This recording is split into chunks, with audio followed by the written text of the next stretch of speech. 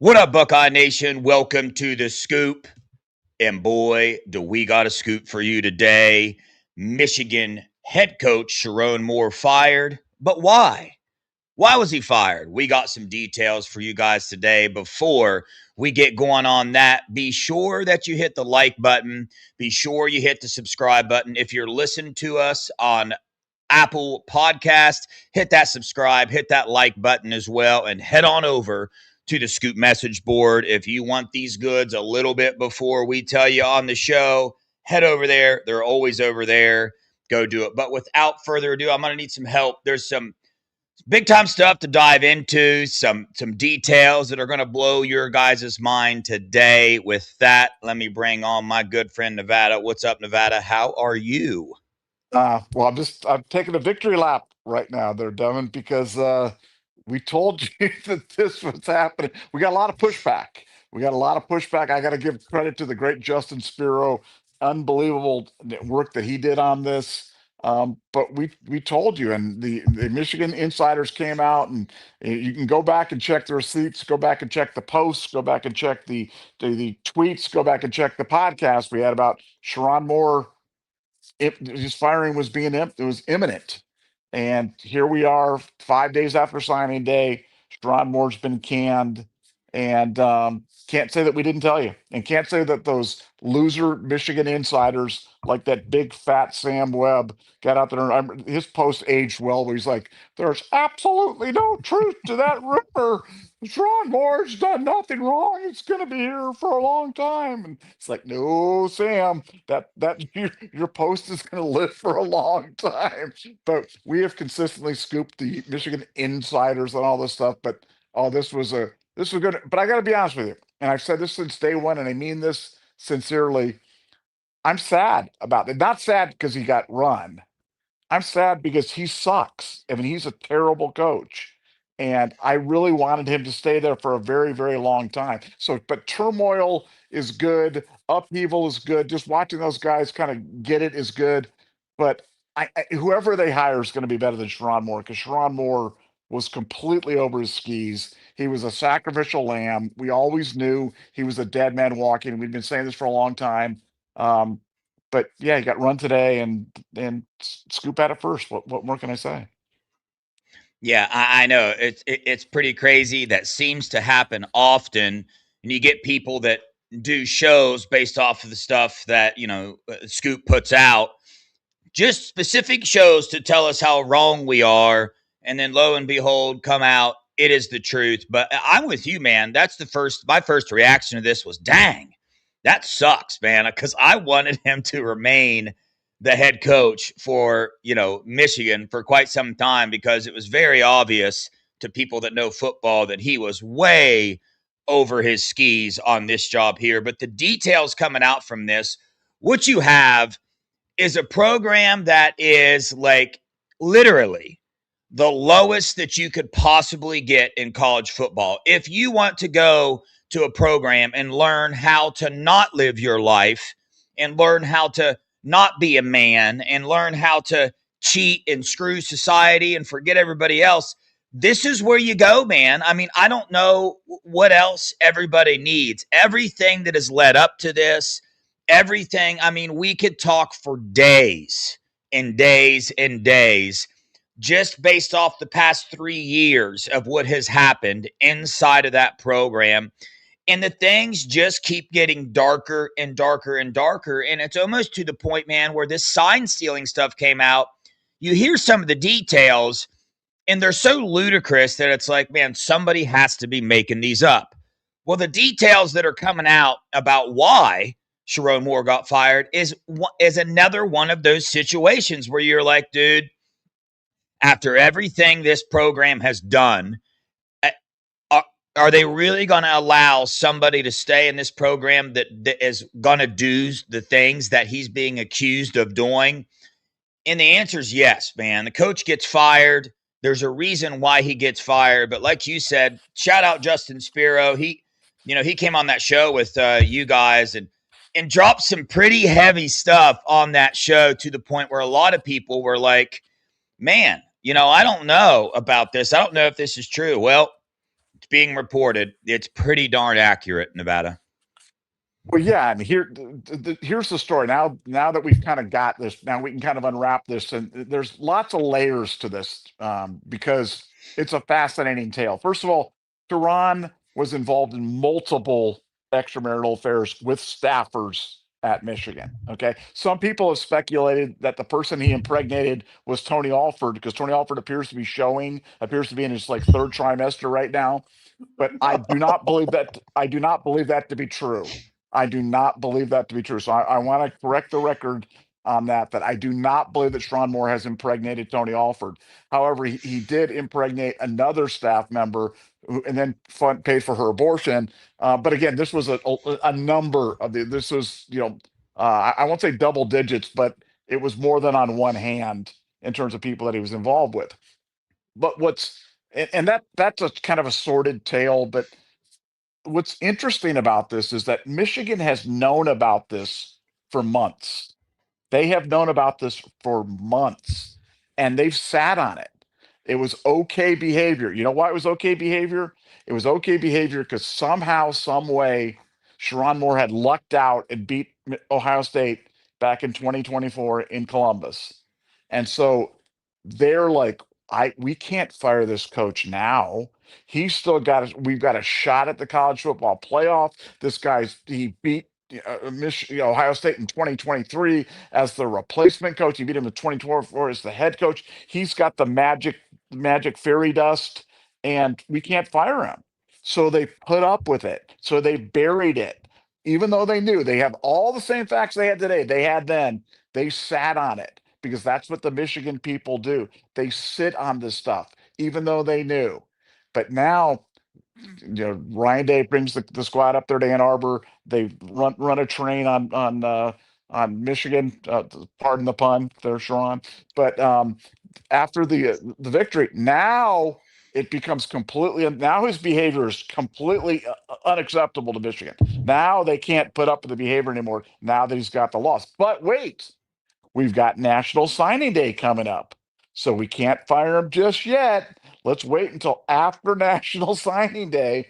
So they sit on it for 5 more days. After now, get Hyder in, get Meadows in. Their class sucked, but they don't want it to completely go apart at the last minute. But they wait until after signing day. Then they drop the hammer on Sharon Moore, firing him for cause. Now that this cause, but think about it. Sharon Moore, his defense on this thing is going to be, hey, if my behavior was so egregious and you've known about this for months, why did you fire me months ago? If it was cause, why wasn't it cause back in June when you knew about this? And Michigan's not going to really have an answer for it. So I think he's going to have a very strong case. He'll probably get a very big settlement to kind of go on down the road because they don't want him spilling all of his secrets. They knows about that. They don't want all the discovery that would come with this. But what a mess. We've talked about how Michigan is a morally bankrupt program. And to me, look, Sharon Moore, he's doing his thing, whatever. I'm not going to stand here in moral judgment of Sharon Moore. But for Michigan, the institution, to have buried it, they've known about this for months. They've sat on it for months. They put up with it for months. And now, and only after signing day, do they make it an issue. Just when I thought they couldn't sink any lower, I think they absolutely hit a low. So that big fat turd, Ward Manuel, he's got to go to. That guy is absolutely got to. They have to clean house on everybody there at Michigan. This is now. All the Michigan fans are all, oh, we're gonna go get Chip Kelly. Oh, we're gonna get this, and I'm like, guys, do you just realize what take a step back for 1 second and look what you guys have put up with. Look what you guys have done. It's just disgusting. And I'm not surprised by it. This was not shocking news to me because we told you this was going to happen. We told you this on December 1st. We told you this was going to happen. It just took 9 days for Michigan to kind of had to get past that signing day, but they finally tuned in and finally did it.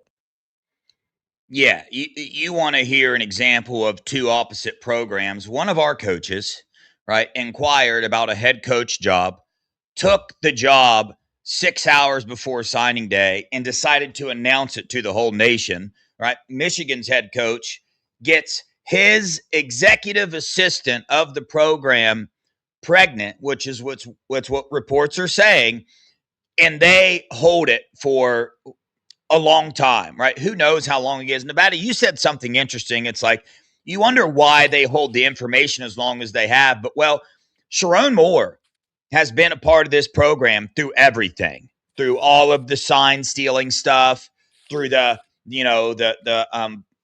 quorum in the business. I'm sure he knows all those details. So I wonder how much fear Michigan has now of having to let him go. And you wonder why, right? They held it back for as long as they. It's absolutely disgusting, man. Sharon Moore is married with 4 children, right? And going out and do it's absolutely disgusting.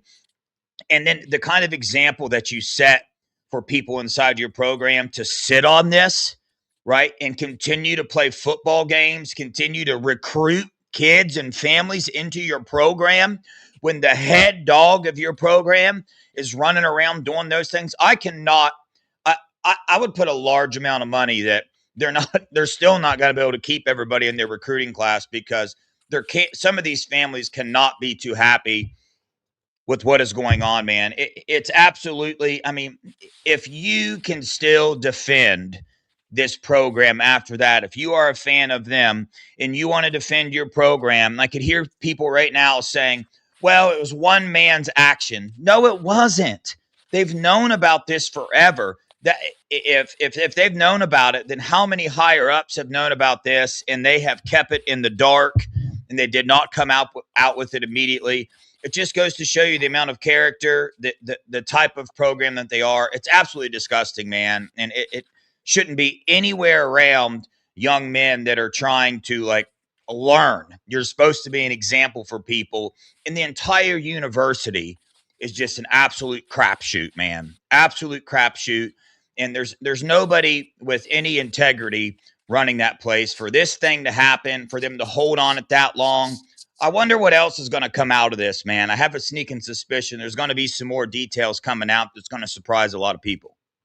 Well, just think about it this. I mean, we're podcasters, and I'm a podcaster that lives thousands of miles away from Ann Arbor, and somehow I had this story. So you're going to convince me that the higher ups at Michigan didn't have this? Like, come on! Like we had this weeks ago, months ago, and Michigan has this. And so when do they decide to drop it? They drop it after signing day. They drop it before the portal open. You know what I'm saying? Like they're trying to find the optimal time in terms to do this thing. This had nothing to do with moral outrage or cause or trying to do the right thing by the program. This was them time. They knew exactly when they wanted to time this thing. They knew exactly what they wanted to do. They want to be able to keep their class together, sign those guys, lock them in, try to get to their players as quickly as possible before the portal opens up, get out there, because if they waited, if they were actually doing a full-blown investigation that was going to take months, this could have carried forward into February or March or something like that. That could have been a real problem for them. But now this is what they do. But this is the Michigan program in a nutshell, and it's just disgusting. I mean, it is absolutely disgusting what's going on there. And Sharon Moore as the leader, as the head coach of this thing. Like I said, I don't even know how they were possibly going to have these conversations with these recruits that they just signed. You know what they're going to go with, Devin? They're going to go with, "We didn't know. We had no idea. Had we known this, we would have told you this before." But they knew. They always knew. They always knew. And so this program, which is the most corrupt program in all of sports, everybody knows it. All for the AD from Penn State to come out publicly, and it was public. It wasn't like to his wife. This was like him telling people how what a bunch of cheaters Michigan is. I mean, and now you have this. How perfect that you have a cheating scandal with your head coach on top of your cheating thing with Connor. I mean, I don't know how Michigan fans would even wear the gear, man. I don't even know how Michigan fans will go to the opt-out bowl or whatever bowl they're going to be going to and, yucking it up about, oh, it's great to be big bull. It's going to be interesting to see what happens with Bryce Underwood. Now, do I think there's a big market for Bryce Underwood? No, because Bryce Underwood Mm-mm. sucks. Bryce Yeah. Underwood, just like Sharon Moore, sucks. Um, but does he stay? I hope he does because I want to beat him the next 3 years when he's there. Um, but yeah, what a mess! What a complete and total mess. Nothing surprises me anymore with Michigan, but this was just a funny day. Like my phone has been absolutely blowing up since the moment this came out. Everybody's listening. Oh my gosh, you guys have this, and it's like, yeah, we told you. This is Yeah. I'm only surprised a little bit by the timing, which I shouldn't have been. I shouldn't. This is really optimal timing to do it. But I thought it would take a little bit longer for them to go through the motions of an investigation. But lucky for them, their investigation finished right after signing day and before the portal opens up. So, wow, those Michigan people just lucky, I guess, that that's just the way things work out. Yeah, Spiro is reporting that they knew for months, not weeks, months. There's a couple things here that the dots can start to be connected on. Number one, right, we had one of their star linebackers, a super spiritual, super God loving linebacker, all of a sudden put out a statement that he no longer wants to play football. And he kept saying in his statement that it was a calling from God. And right, I'm all about callings from God and all those things. Everybody knows my my testimony and whatnot.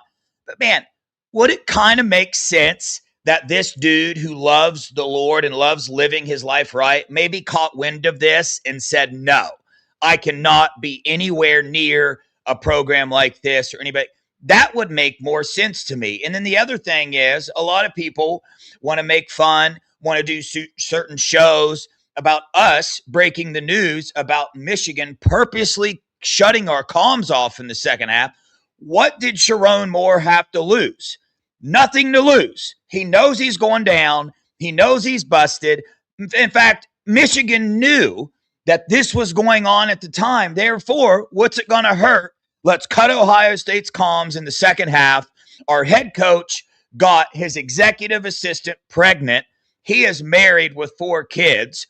Let's cut their comms. I mean, we're already up a creek that without a paddle, why not do it? So, man, this all kind of connects a lot of dots. They just keep digging themselves deeper and deeper in a hole. And there is nobody connected with that program that has the common sense enough, the integrity enough to come out, just completely clean the slate.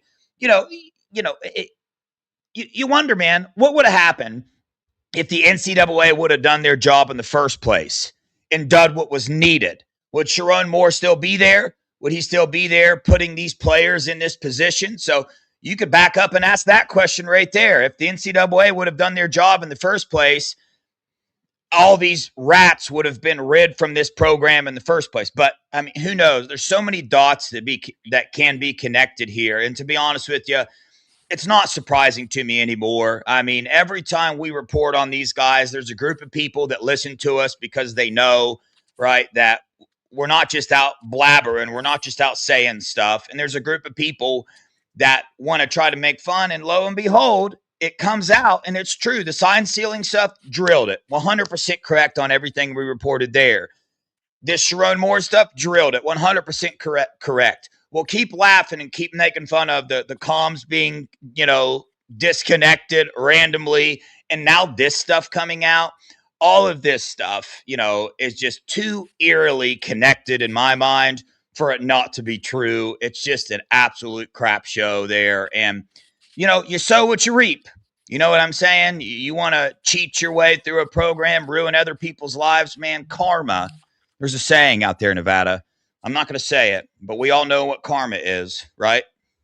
Well, yeah, and the whole look the Sharon Moore thing is so interesting. So you know that they're going to try to make him the fall guy in this comms thing too. You know that's where this is going to go. Like when the thing gets leaked, when it comes all out of the comms, what they're going to say is, "Well, that was Sharon Moore, and we're dealing with that with the Sharon Moore firing." He's going to become the fall guy for all this stuff. And Sharon Moore, it, it'll be interesting to see who they get to replace him now because you're stepping into a job at Michigan where you talk about the bowl ban and the NCAA should have done the bowl ban. Well, look, Ohio State gave them the bowl ban. Ohio State knocked them out of the college football playoff, so they got the bowl ban. Now you've got the double whammy of a Michigan football program that is under assault that has got a huge financial penalty from the NCAA, and now it's got a huge buyout to their coach on this for cause, not for cause, silence, the coach thing. That's going to hurt them. And I know people don't like to hear that, like, oh, financial penalties don't mean anything. Michigan's got so much money. Man, this stuff hurts. And something like this isn't going to help fundraising for Michigan. The fact that they had a scandal with their head coach, this stuff's embarrassing for Michigan. And when it gets out that Michigan knew about this all along, that they've known about this for months and didn't do anything about it, I think they're gonna have a Palace revolt on their hands. I think they're gonna. I mean, think about Kerry Combs. Kerry Combs just got hired, what, 5 days ago or whatever it is. Like, he goes over to the dark side, Mr. Buckeye. You know, Kerry comes over and, oh, now I'm a Michigan man. I go to there, and then Moore gets fired 5 days later. So, like, that's the shortest honeymoon in the history of honeymoons, right there. Because any coach that's going to come in is going to bring his own staff, gonna clean house on guys. So I mean, I look at the impact on all these people that it's gone, and it's so funny to me that Michigan has done. They just have no regard for what this does to their people. And let me ask you a question, Devin. Had Michigan beaten Ohio State in Ann Arbor 2 weeks ago, do you believe that they would have fired Sharon Moore if their Michigan's going to the college football playoff? They've beaten Ohio State for the fifth year in a row. What do you think would have happened to this story at Michigan? Honestly, what do you think would have happened? Yeah, scarlet glasses off and everything. I fully believed it would have got shoved under the rug, just Yeah. like they tried to shove everything else under the rug, man. And it partially worked for them in the sign stealing stuff, partially. But absolutely disgusting, man, with what they're doing. I mean, the implications on this, like, yeah, the Kerry Combs stuff. So I'm curious. When they sit down to interview Kerry Combs, he's sitting in the office, and whoever's interviewing him is interviewing him. Was it Sharon Moore interviewing? I wonder, making the decision to hire Oh, him. Do they it would. let him know these details? Yeah, Like, well, what's you'd going have to on? be. I mean, he's one of the 10 accountable coaches. I mean, Sharon Moore had to be the guy hiring. What's Hey, going Sharon, anything I need to know? Nope, Kerry, everything's fine on this end. Not a thing. Not a thing. on? Oh Smooth sailing man, here, Kerry. And then you take the job, and there's an issue of reliance. There's a legal issue of reliance that you've taken this job, and now also this guy had to have known he was under investigation. He had to have known that they were aware of his bad acts. He had to know that he was his firing was going to be imminent, but he let Combs take the job. He let a guy just completely, like, throws. I mean, I'm not saying I don't want to be too dramatic, but that's not a great thing for Kerry Combs. You know what I'm saying? yeah, And cry me a river, but like, you just took a job and then your coach is fired 5 days later on something that he knew about. But yeah, on the Michigan thing, if they'd have beaten Ohio State, I guarantee you this story would have never come to light until, yeah. the next one. They would have buried this thing so deep. They would have looked past all this. They would have been blissfully unaware. But somehow, some way, he loses to Ohio State, and what happens within 12 days of that? He's fired. The investigation has been completed, and he's fired. Yeah, Come on. Like, yeah. like, come on. For the recruits, I want to hear what they say to the recruits. I cannot wait to get the interviews with the recruits and have the recruits be like, well, yeah, Michigan called up and they said, this just came out of the blue. We had no idea this was with Sharon, but you've committed to Michigan and you're part of the program, and your position coach is still going to be there, and blah blah blah. I mean, that's what's going to be, and it's all horse malarkey. It's all BS. And hopefully any of them that are discerning can look at this and kind of go, man, you're just zooming me, man. Who's zooming who? Well, you're zooming me on this one, on this story. But yeah, no, Michigan is really at such an interesting place. I will say to you right now, I do not see any way that Ward Manuel survives this. I do not see any way that because he's going to get splattered on this, because Ward Manuel knew about this. And when you talk about Michigan knowing, we're specifically talking about Ward Manuel. Ward Manuel knew all about this from his subordinate, the head football coach, that he was involved in shenanigans. And Ward Manuel decided that it was okay because hey, the big blue thing, we're still in the playoff hunt, Devin. We're still in the playoff. 9-2. We got a shot at the playoffs. We beat Ohio State. We can make our argument for the playoffs. They would have buried this thing, man. This entire story would have never seen the day of light. And it's like, or light of day, or night of day, or guiding light, or whatever light. But it would not. It wouldn't have come out. And now here we are. So yeah, just this has just been such a fascinating treatise on everything Michigan and what they stand for and what they're about. And for Ohio State fans, man, you can be proud that we don't run our program this way. I'm not saying we're perfect. I'm not saying that we're choir boys or do everything, but something like this would never. Ohio State would not allow something like this to go on for this long and sit on it. They would not bury a story like this that had these types of implications to the culture, to the sanctity of the program. But for Michigan, this is just Tuesday, just another day at the office. We fire head coaches for tattoos around here. That's what we do. We do. But real fast, guys, if you're in here watching, hit that like button for us. Super chats are open. They go to the Pay It Forward. Help our veterans out who help us every single day. Just a quick reminder there. Nevada, just got an interesting text message. I want to put this into perspective here because Michigan's known this for months, and you keep bringing up signing day, right?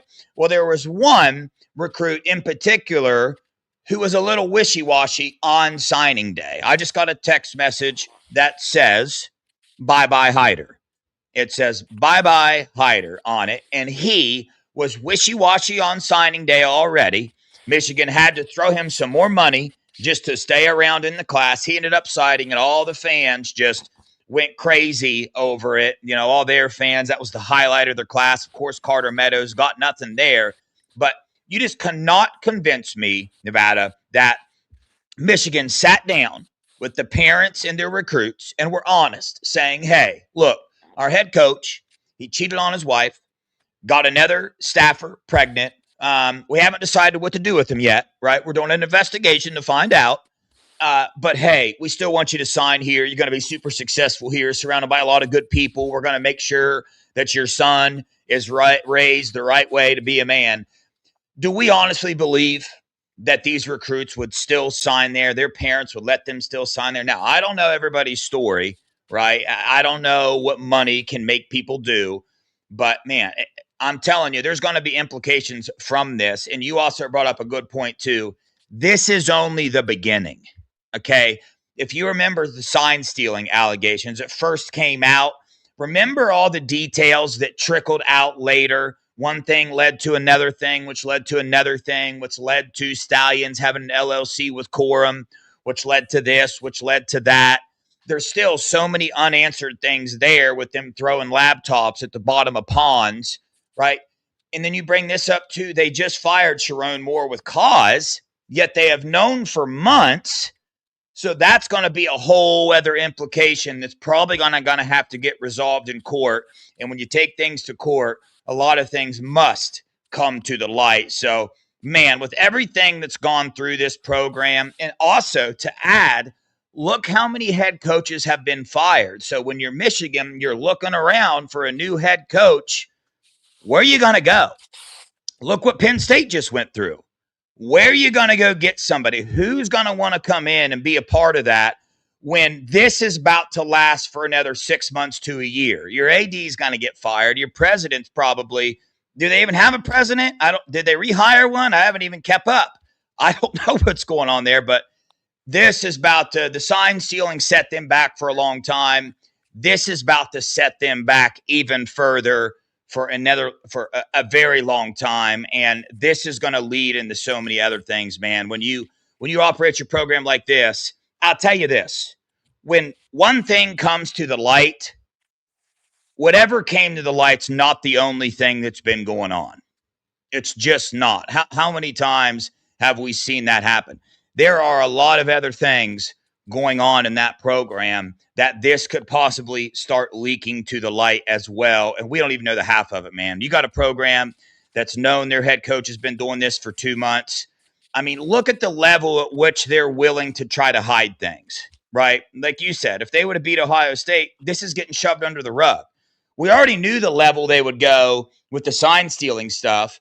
This is a whole other level in itself, right? So when you have a program that's willing to accept these things, to continue to let your coach these players because hey, they put football and winning above everything else. They will do whatever it takes. It doesn't matter who they hurt, what they do to fam. It does not matter, man. It is just a horrible way to live. And I promise you, this is not the only thing coming of this. And I promise you, the interesting text message.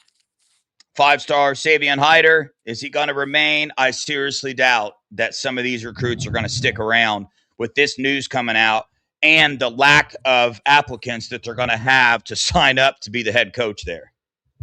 Yeah, well, it's going to be interesting. The job search is certainly going to be interesting, but I think to your point, for Michigan, like the stories like the Quorum LLC. I know people wanted to dismiss, oh, Quorum. Like at this point, how can Michigan get the benefit of doubt on anything? I mean, how can you give Michigan the benefit of doubt on anything? You know the culture. You know that is it's just a rotten place where it's been described as a cult where people are just trying, like they'll do anything to win. That's why on the comms, how can you give them the benefit of the doubt on the comms? You just can't. I think there have been multiple scandals that have come before this with the hockey coach, obviously with the basketball coach. I mean, this is not an isolated. This is not a one-off. This was not just a Harbaugh thing. This is a systemic problem at the University of Michigan, and they've got to fire Ward Manuel, which again, I'm not thrilled about because I think Ward Manuel sucks. So I want him to stay there forever, but I think he'll get run as well. I think they're gonna run everybody in the organization, and they're just gonna have to start over because this is about as bad as it gets right now. And I think for Michigan, they've already owned this mantra being the cheaters, but now when it takes on kind of a different thing, we're still talking about Bobby Petrino and that thing all these years later. This one's gonna last for a very long time. This is, the memes and the Sharon Moore crying and all that. It's all this Mm. stuff is not going to be going away anytime soon. And for the recruiting class, yeah, I think the recruiting class will either one fall apart or two, they'll have to throw so much money at these guys to keep them that it just it continues to erode their culture, their locker room. Because I can't even imagine how these things go. I mean, if you go to them, if Carter Meadows comes to him right now and says, hey, unless you give me another $1 million a year, I'm out of here. They're going to have to find a way to come up with it because they can't afford to lose these guys. And when you're in a program where the kids are calling the shots and the inmates are kind of running the asylum, man, that's a problem. I mean, that is a problem. And and for this bowl game that they've got coming up against Texas, I mean, what a clown show this is going to be. I can't even imagine with I got to check the betting line on that one right now in terms of what's going on. But yeah, they'll probably pull that line off the thing. But yeah, for Michigan, it'll be interesting to see. Do I think that they'll have trouble finding somebody? No, they'll get somebody. I mean, they'll get somebody to, Brian Kelly's available. Brian Kelly's got he just got a bag of money. He's available. He could come in there in terms of, doing whatever. Jed Fish, he could do whatever. But it's a bad job. It's a bad job because you've got no, or virtually no, local recruiting base. You've got no national recruiting presence. Your brand is so tainted, and your fans have got unrealistic expectations of success. A lot of the same problems that bedeviled Penn State. They're still stuck in the Joe Pa Erno, era where they're like, "Hey, we can win, we can be national champions," and no, they can't. Pennsylvania football is not what it used to be, and Penn State's not what it used to be. Well, that's exactly where Michigan is, and Big Brother's Ohio State, who's the strongest brand in all of sports, and and they've got a problem with that. So yeah, this was not a good day for Michigan, not a good day for the Michigan insiders. If you're a member of a Michigan message board, you've got to be asking those guys, how in the world did Buckeye scoop you guys on this one again? Like when you guys are sitting there denying, like, so either you were lying to your customers the whole time, or you're complicit in this whole thing. Like you guys were part of the cover up. You were willing to go along with the cover up of him impregnating the staffer to get through signing day. And what does that say about you? It's just the Michigan way. It's the whole thing just gives me an icky feeling, and it's super disgusting. Nevada, we haven't even brought up the hacking of students' information and the pictures and all that stuff and the civil lawsuit that's going to come out of that. They haven't even started that, have they? Is there anything new from that? I mean, is the ball rolling on that yet? Like, we haven't even talked about that, bro. Like, there are so many things. That's what I'm saying. Like, this is going to also get the ball rolling on who knows what's going to come out of this. More lawsuits, who knows, man. It's wild. No, but Devin, that's a great point. I mean, honestly, and it's hard to believe that we could. I wouldn't say we, but that I could for a moment forget about the largest cyber stalking thing in the history of the world. You know what I'm saying? And that went on. Oh, that was the Michigan offensive coordinator that was doing it. Matt Weiss. I mean, it's just crazy that how how in the world could they be so unlucky that all these scandals hit the same program? You know what I'm saying? Like, and at some point, guys, you have to. There's got to be a little bit of self-reflection where you got to go, maybe we're out of control. Maybe our just blind pursuit of winning at the to the cost of everything else has really led us to this place where people feel like they can do anything and it just doesn't matter. It doesn't matter how illegal, immoral, whatever it doesn't matter. We can do it because it's we're Michigan football. That's kind of where we're at. I mean, if there ever was a rogue program, and if there ever was a program that lacked institutional control, that was completely just completely gone off the rails, it's Michigan. And it's not just football. It's basketball. It's hockey. I mean, it goes throughout that thing. It's the entire athletic department at Michigan. And yeah, the Matt Weiss thing. No, that thing's that story is going to be told. That story is going to be a 30 for 30 documentary. That thing's going to be a multi-billion-dollar settlement for Michigan. I mean, that thing's going to have far-reaching implications. So it's not even but for Michigan, like I said, just another day another day, another scandal. How many staff members now at Michigan have been involved again? Like every one of them? Has there been a single Michigan staff member that's come that didn't either get a drunk driving arrest, cyber stalking, show cause, fired in disgrace? I mean, Meeting like, meeting people at Walmart. we need people at Walmart. Like, I mean, it just goes on and on and on and on. Just awful, man. Yeah, I don't know how you can be a YouTuber or an insider for them or a fan of them or one of those Ohio State fans that kind of goes both ways and wants to be friendly with people that back stuff like this up. I just don't know how that's possible at this point in time. You really got to reach at that point in time because it's very obvious now. There's no more benefit of the doubt. I mean, the NCAA gave him the benefit of the doubt. I bet you some people inside the NCAA feel real stupid right now. They said, hey, well, if we would have had more information, we could have been able to hammer them harder. And I mean, that's a whole other thing in itself. But I just placed a bet, Nevada. It's 6.5. The line is 6.5. I just put it on Texas right now. I feel like that's pretty good money right there. Am I right? I think Texas is gonna well, first of all, I think Bryce Underwood sucks. I've told you guys that the whole year when people were going, he's got skills, he's got a big arm, like no, he sucks. This guy he's got a nickel head, and he's got low character, and now you throw on top of this massive distractions like this.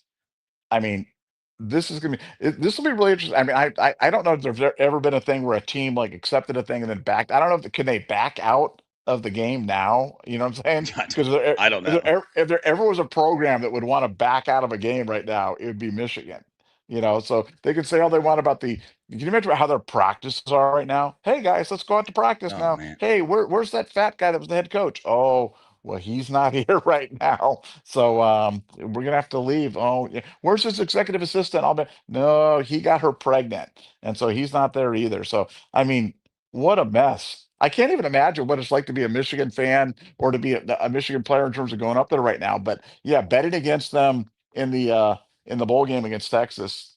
I'm going to be reading my arse off for Texas too. Forget all this stuff about Big Ten pride and pride of the conference and this. And Devin, you're not one of those guys, are you, Devin? You're not I root for the Big No, Ten. No, no, no, okay. not Hook at 'em. all. We're No, gonna say, I'm not. okay, hook them on that day, and we're gonna be wearing the burnt Uh, orange and everything like that. 100% I am. Now, I am one of those guys that's about to do this, and I do apologize for this, but on a whole other level of this thing, the human side of this is, man, dude, I mean, prayers for Sharon's family, his wife, and his kids that are about to go through what they're about to go through, man. That is just, it's heartbreaking.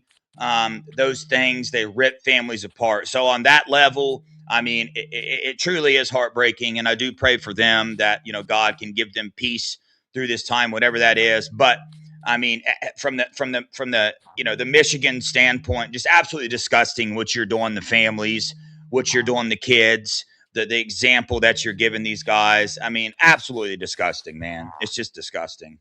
Well, yeah, just I mean, and again, I won't even speculate as to how much his wife's known or when she's known it or whatever it is. But like I said, Yeah, this is a story that's been in wide circulation. Like I said, for a couple of yahoos like you and I to know it, and I don't know how the Michigan insiders missed this one or whatever. But you wonder how much of this was well known throughout the Michigan. I'm talking about the players. How much of the current Michigan players yeah.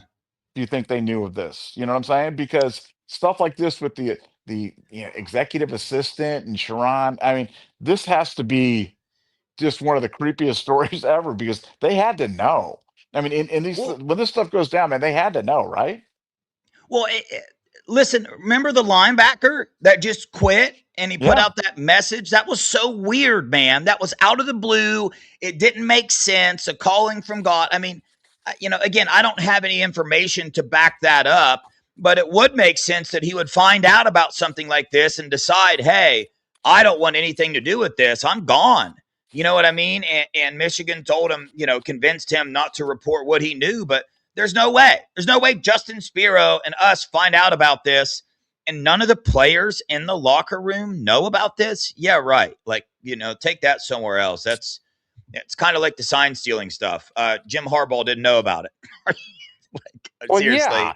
seriously, we got Now, to do Devin, this. Like, hey, now, Devin, what? stop. There's no way that he could have noticed the guy on the sideline sitting right next to the defensive coordinator, pointing to the sky and screaming, pass. He just probably didn't know who that was. So hush your mouth, accusing Jim Harbaugh of knowing who that guy was, man. I'll do this podcast with you, but I'm not going to have you slander Jim Yeah, Harbaugh on the that's my thing, bad. okay?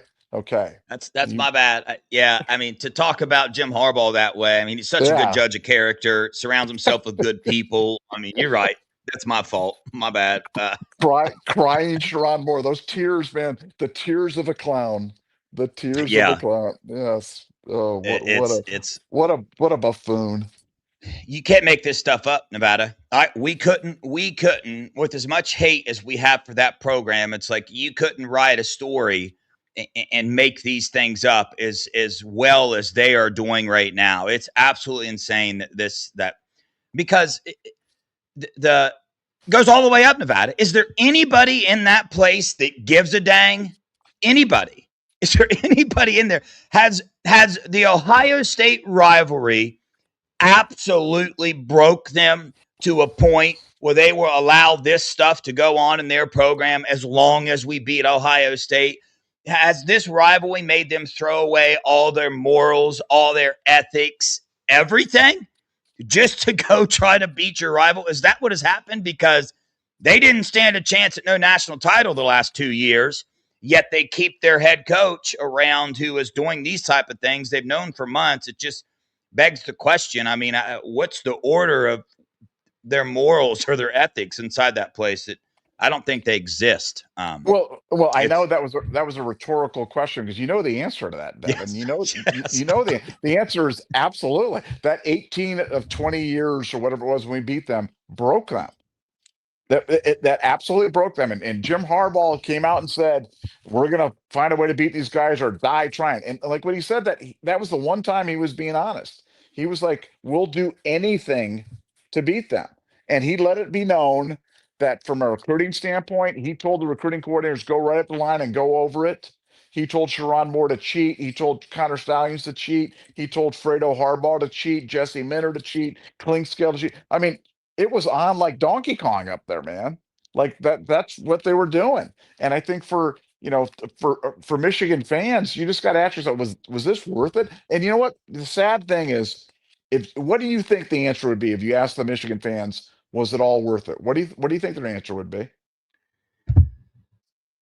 Bro, I don't know though. I'm Like going to tell. I'm going to tell you, it was worth it to them because for I them to know get that's why I said that one national title in 2020, for them, it was all worth it, man. It was all, and it all. I mean, you listen to, we did that show with you on, the night before, and he had yeah. that Michigan guy, nice guy, come out and 95% certain that Michigan was going to win, and he was talking all that about how, well, Connor Stalions, he just did it better than anybody else, and so he was just better at everybody steals signs, but he was just better at it than anybody. Like, that's what they really believe. So for them, all this was worth it. All this was worth it.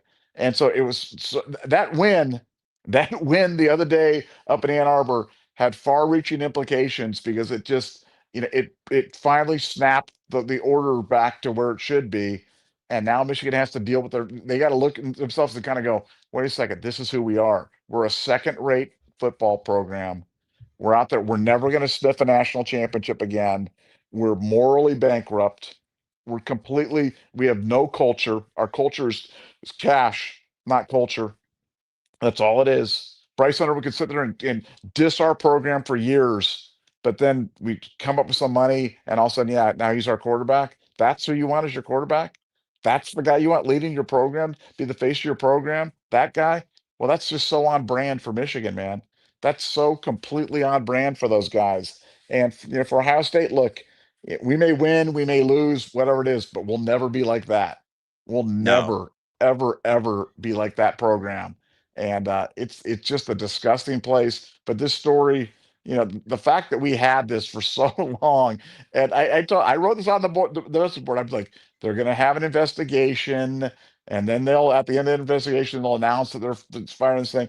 I didn't think it could come down this quick because I just hadn't really gamed it out in terms of stuff. But no, this date makes all the sense in the world. Hold it past signing day, get it before the portal, try to find a coach before all the other coaches. As you pointed out, there's a lot of good coaches have been swept up to other jobs now. So you got to go take the table scraps now to try to come to Michigan. What a mess. What a Dabo. complete mess. Yeah. Dabo. Yeah. Oh my gosh. That would be something, wouldn't it? Dabo. I actually like. I hear something. I got to be honest with you. I like Dabo. I do. I like Dabo. I think he's kind of a clown, but I do like Dabo, and I don't know why. I just think that he's kind of a lovable rogue, and I think he tries to do things the right way. I really do. Now maybe I've got it completely wrong. I've never felt like Michigan tried to do it the right way ever. Not for 1 second. I think they tried to, but I think Clemson Yeah. tries, even if they Yeah. whatever. But But that's just my Nevada, thought. that's the question. That's the question now is we just watched what us dominating the rivalry did to them. Well, look what's about to happen now.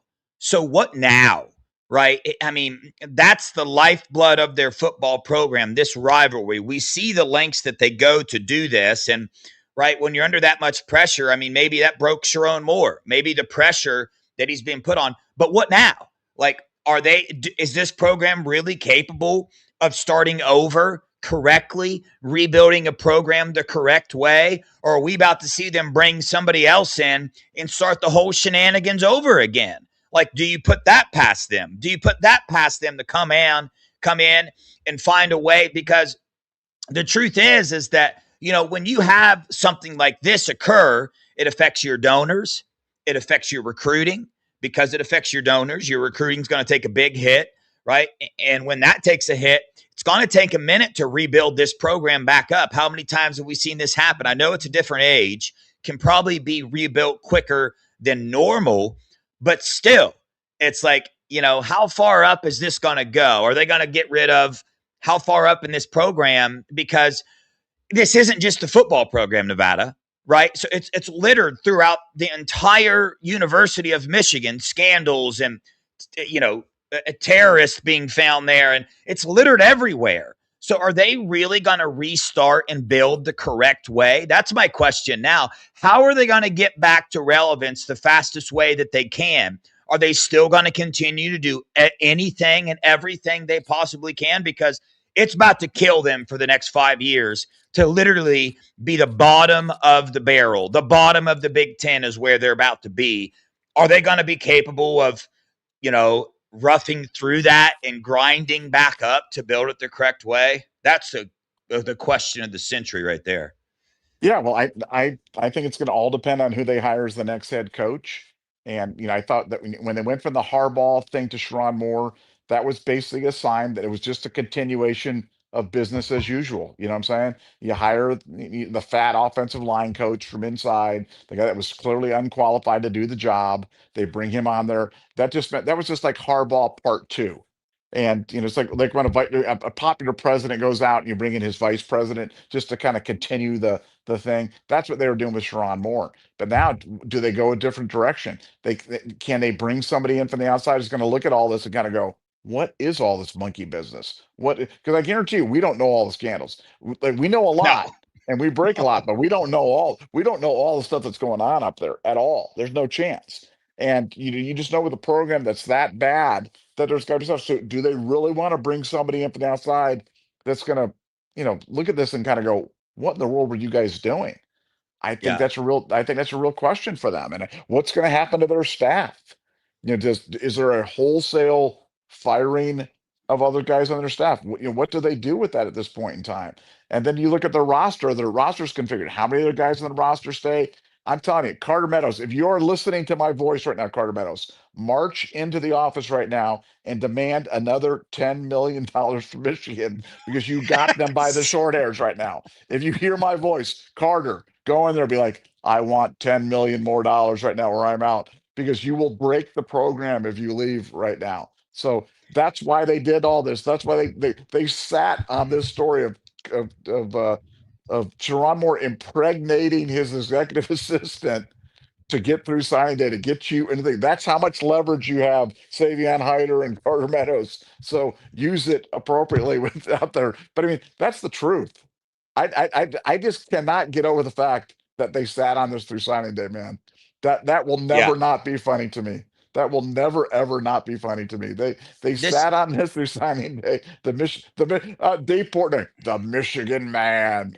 That this is what a Michigan man does. Oh yeah, good call, Davey. Yeah. I mean, it's disgusting. Another example of why you do not take recruits that are only coming for the money, because the second they can use that as leverage against you, I promise they're going to do it. And you're going to end up down a creek without a paddle, man. That's what's about to happen to them, man. So, hey, listen, Nevada, difference in the program. We are upset about our red zone. Okay. That's the biggest. Isn't that the biggest problem in Buckeye Nation right now? Would you agree? The biggest problem in Buckeye Nation is our red zone. Maybe our offensive coordinator got promoted to a head coach, and do we want him to stick around or not? That's what Buckeye fans are tripping about. We're different. We're different. It is amazing. We do have first world problems. There's no question, and it's funny because I went back and did the necessary rewatch of the game, and then the rewatch of the rewatch, and I watched the game about 4 or 5 times. Let me tell you, we're close. We're close. We play those guys again. We're gonna run. I there's nothing about that game that was like, oh, revealed systemic deficiencies in the program. Yep. Nah, I feel really good about that. Yeah, that's the kind of issues we're talking about for Michigan. Where do they go from here? Like, if you're a Michigan fan, you kind of go, well, like last year they were 8-5 and celebrated. Remember, oh, we're 8-5, but we beat Ohio State and we won our bowl. We won the opt-out bowl against Alabama. Had 18 guys opt out. Now what do you do, Michigan? You just lost Ohio State. You guys are just out, and now you're going to go play Texas in the bowl game. I think Texas. I am telling you, I think Texas is going to annihilate those guys. I think that Yeah. Texas defense is really good, and that Michigan offense is not very good. And I think this is going to be a bloodbath. I don't think this game will be particularly close, and I think you're going to be looking at that 6.5 point spread and just be laughing. Um, but yeah, I want. Who do you think? Who do you speculate? Who do you think will be the interim coach? Do you think they'll go to Biff Poggi again? That's the guy that they had stand in when Sharon It's got Moore. it's got to What? be. It's not going to be Yeah, Alfrod. You know, I No. was about to make a joke that they're going to try to hire Jim Knowles, but I guess Tennessee just did that. So, Yeah, yeah, yeah. eh, Like not not Jim old Knowles. Jimmy.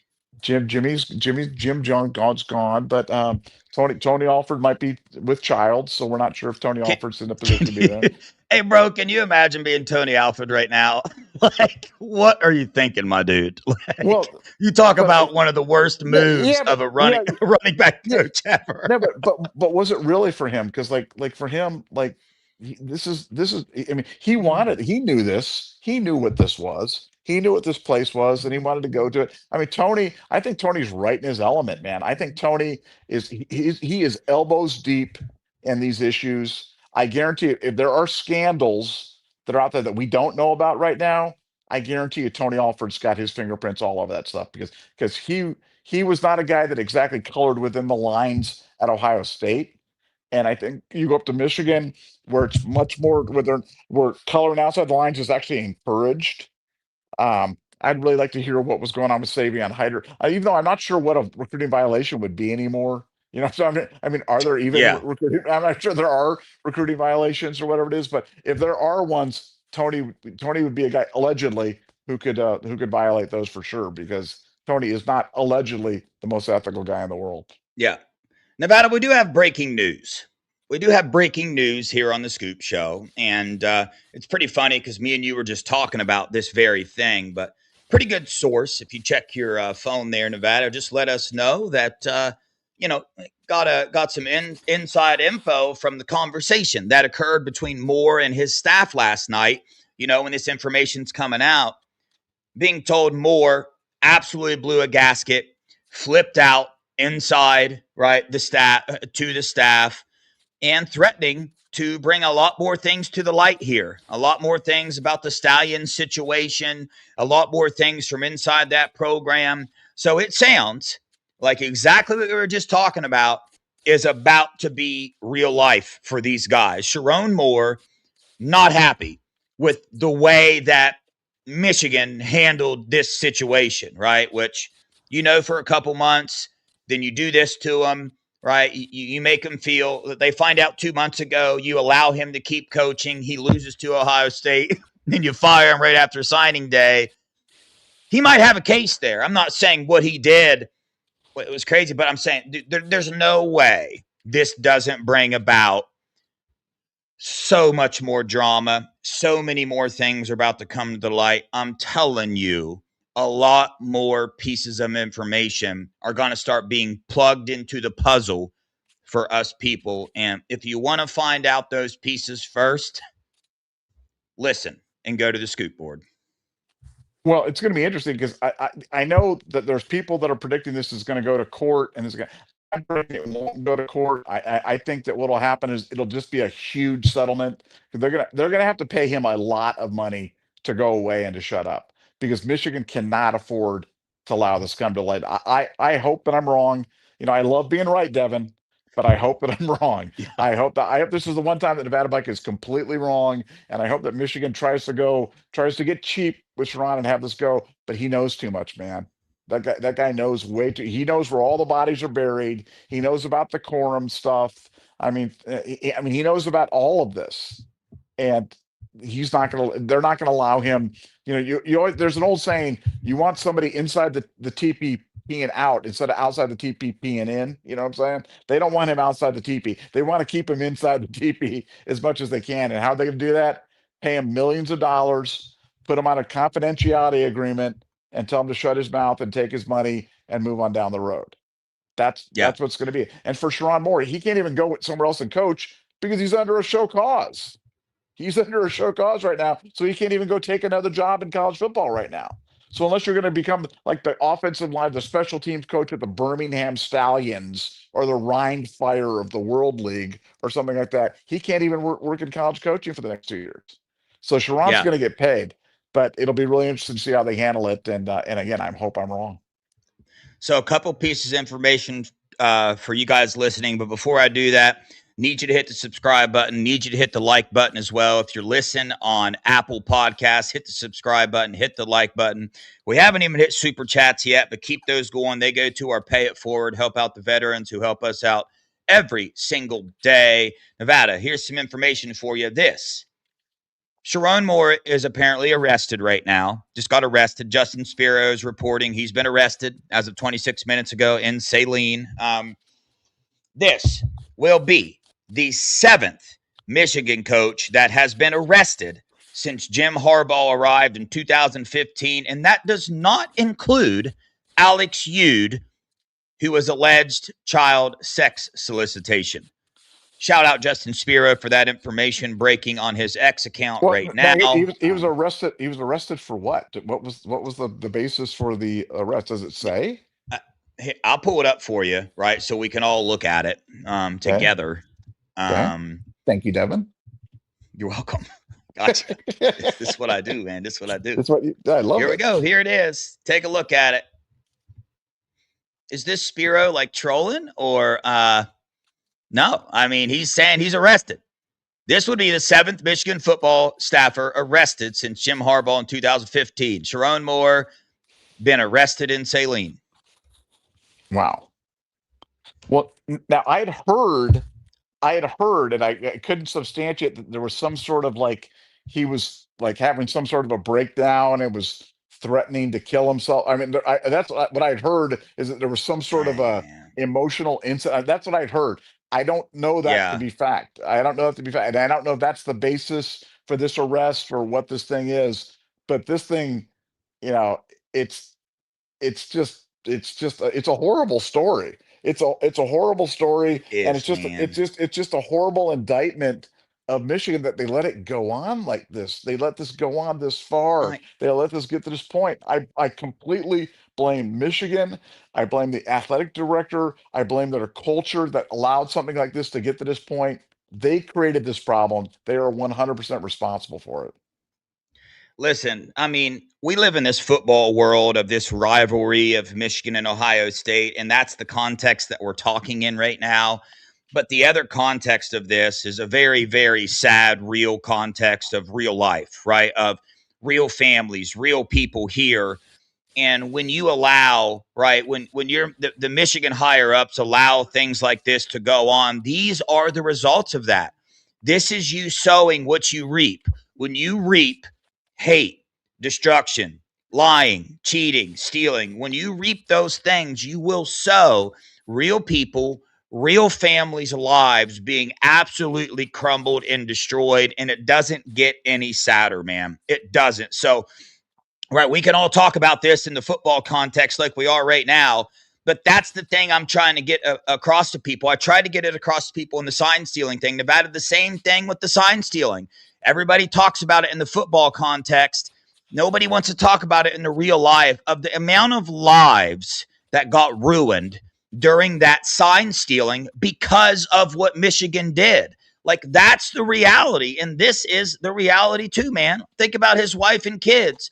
And Michigan is just trolling along, acting like everything's fine. Nothing happened here. Hey, as long as we beat our rival, as long as we're relevant in football, I don't give a dang that this person's life and their kids absolutely got ruined, man. It is super sad, bro. Like, very, very sad that they allow this to go on. I think if a lot more people would connect those dots and get over the football world that we talk about, and they're our rival, and we love to see this in our rival, but in the context of the real world, man, this is sad. What they're doing to real people, real kids, like real lives. It's extremely sad, dude, what they're doing. And I just don't know how it's legal. I don't know how in the world we live in that people can let this go on. Like, it's so sad, Nevada. I hate to take it there, but it just is, bro. It's super sad to me anyway, and legit hurts my heart, right? In the real world sense. Well, just look, when you pursue success, whatever, however you define success at any cost, and literally that's what the Michigan way is at any cost. It doesn't matter the people that are affected, the opponents, the fans, the awards, the recognition, the thing, the lying, cheating, stealing, the culture, none of that matters. All that matters is the pursuit of the ultimate goal, which is winning. And Yeah. that's what you're dealing with, man. And you know yourself, Devin, like in your life, if that's the only thing that if you're willing to cheat Oh yeah. people, to steal from people or do whatever, like there's people that do, they're called criminals. Those are people that end up in Yeah. jail. They to justify running Ponzi schemes or defrauding people or doing whatever it is because their pursuit of success just blinds them to that. And that's why Michigan needs a giant wholesale Yeah. change of staff up there. Everybody's got to go. Everybody's got to go because it's the most corrupt program in all of sports. It needs to be cleansed. It needs to be cleaned out. And the Michigan fans themselves should be the ones clamoring for this because it's disgusting. Yeah. I'm nauseous, and I'm not even a fan of Michigan. I can't even imagine what the Michigan fans must feel. There's got to be just this revolting feeling that this sick thing in their stomach. They're kind of going, man, that's our program. That's who we are. Man, this is wrong. Yeah. Man, dude, I had a past life. Well, I've been very open about my past life, dude. And if it wasn't for Jesus in my life, of changing my life and radically doing it, I would be a miserable person, and I would be reaping like those type of things, man. And it's sad. It's sad to say Michigan fans should be on our side in this. They should be on their YouTube show talking about how sad and how pathetic their program is. They should be doing that. Instead, they're going to get on here, back their program up, say, oh, it was only one person. We just get rid of him and move on. Everything's fine here. Nothing to see. Ha ha ha. We're the only undefeated national champs. Ha ha ha. You lost to Indiana. Ha ha ha. They should be on our freaking side, man. Your program needs Jesus. Your program needs overhauled. These are real lives that you're affected, man. Instead, they're going to get on here looking like clowns and not say crap about it, bro. While people's lives are being ruined over this, it's just, yeah, dude, it's so pathetic, man. I mean, you got to grow up at some point. You got to get real. You got to be adults. There needs to be a freaking adult in the room inside that program. And there needs to be an adult insider there, an adult YouTuber, something. Somebody on that side stand up. A YouTuber, all you trolls listening, stand the hell up for what's right and stop ruining people's lives. Freaking do it. I mean, damn. Yeah, well, Sorry about I it. mean, well, no, I look, I admire the passion, and you just wish that somebody within Michigan had the same passion, or that and it starts with an AD. They need an AD, they need an AD like Andy Geiger or something. You know what I'm saying? They need an adult that could come in there and just set things right because there's an old saying that a fish rots from the head down, and that's the Yeah. problem. With the AD's Ward Manual he's a corrupt dude. He's allowed this corruption to go on. He overlooked um, falsifying COVID reports, falsifying injury reports for the hockey program. He overlooked all the shenanigans with the basketball coach, with striking opposing coaches in the handshake Golly, line. man. I mean, like you just think about the stuff's going on, and it seems kind of like a bad soap opera. And you're like, no, that could never really happen. No, all that stuff happened up there. So this is it's just the latest, but it won't be the last. If you don't change this, those that ignore history are doomed to repeat it. It's just gonna rinse, repeat over and over. It's your culture that's causing these problems. It's not Sharon Moore is not an isolated incident. Sharon Moore is just another in a long line of stuff that all comes from you having this corrupt win at all cost culture. You got to change that. Until that changes, nothing's ever going to change up in Michigan. Yeah, shout out Fox and Big Ten for allowing Dave Portnoy on there to back this stuff up and Oh my clown show God. it. What a Well clown show. done, Fox. Well done, Big Ten. Keep up the hard work.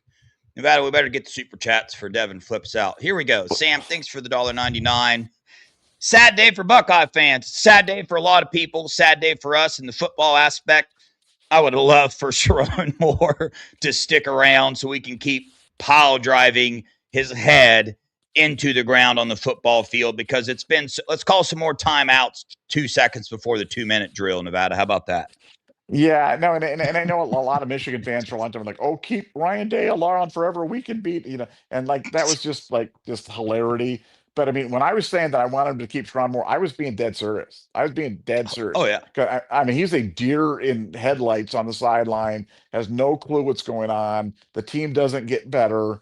And I didn't think they were ever going to get better. So it is a sad day. I am sad that he's leaving.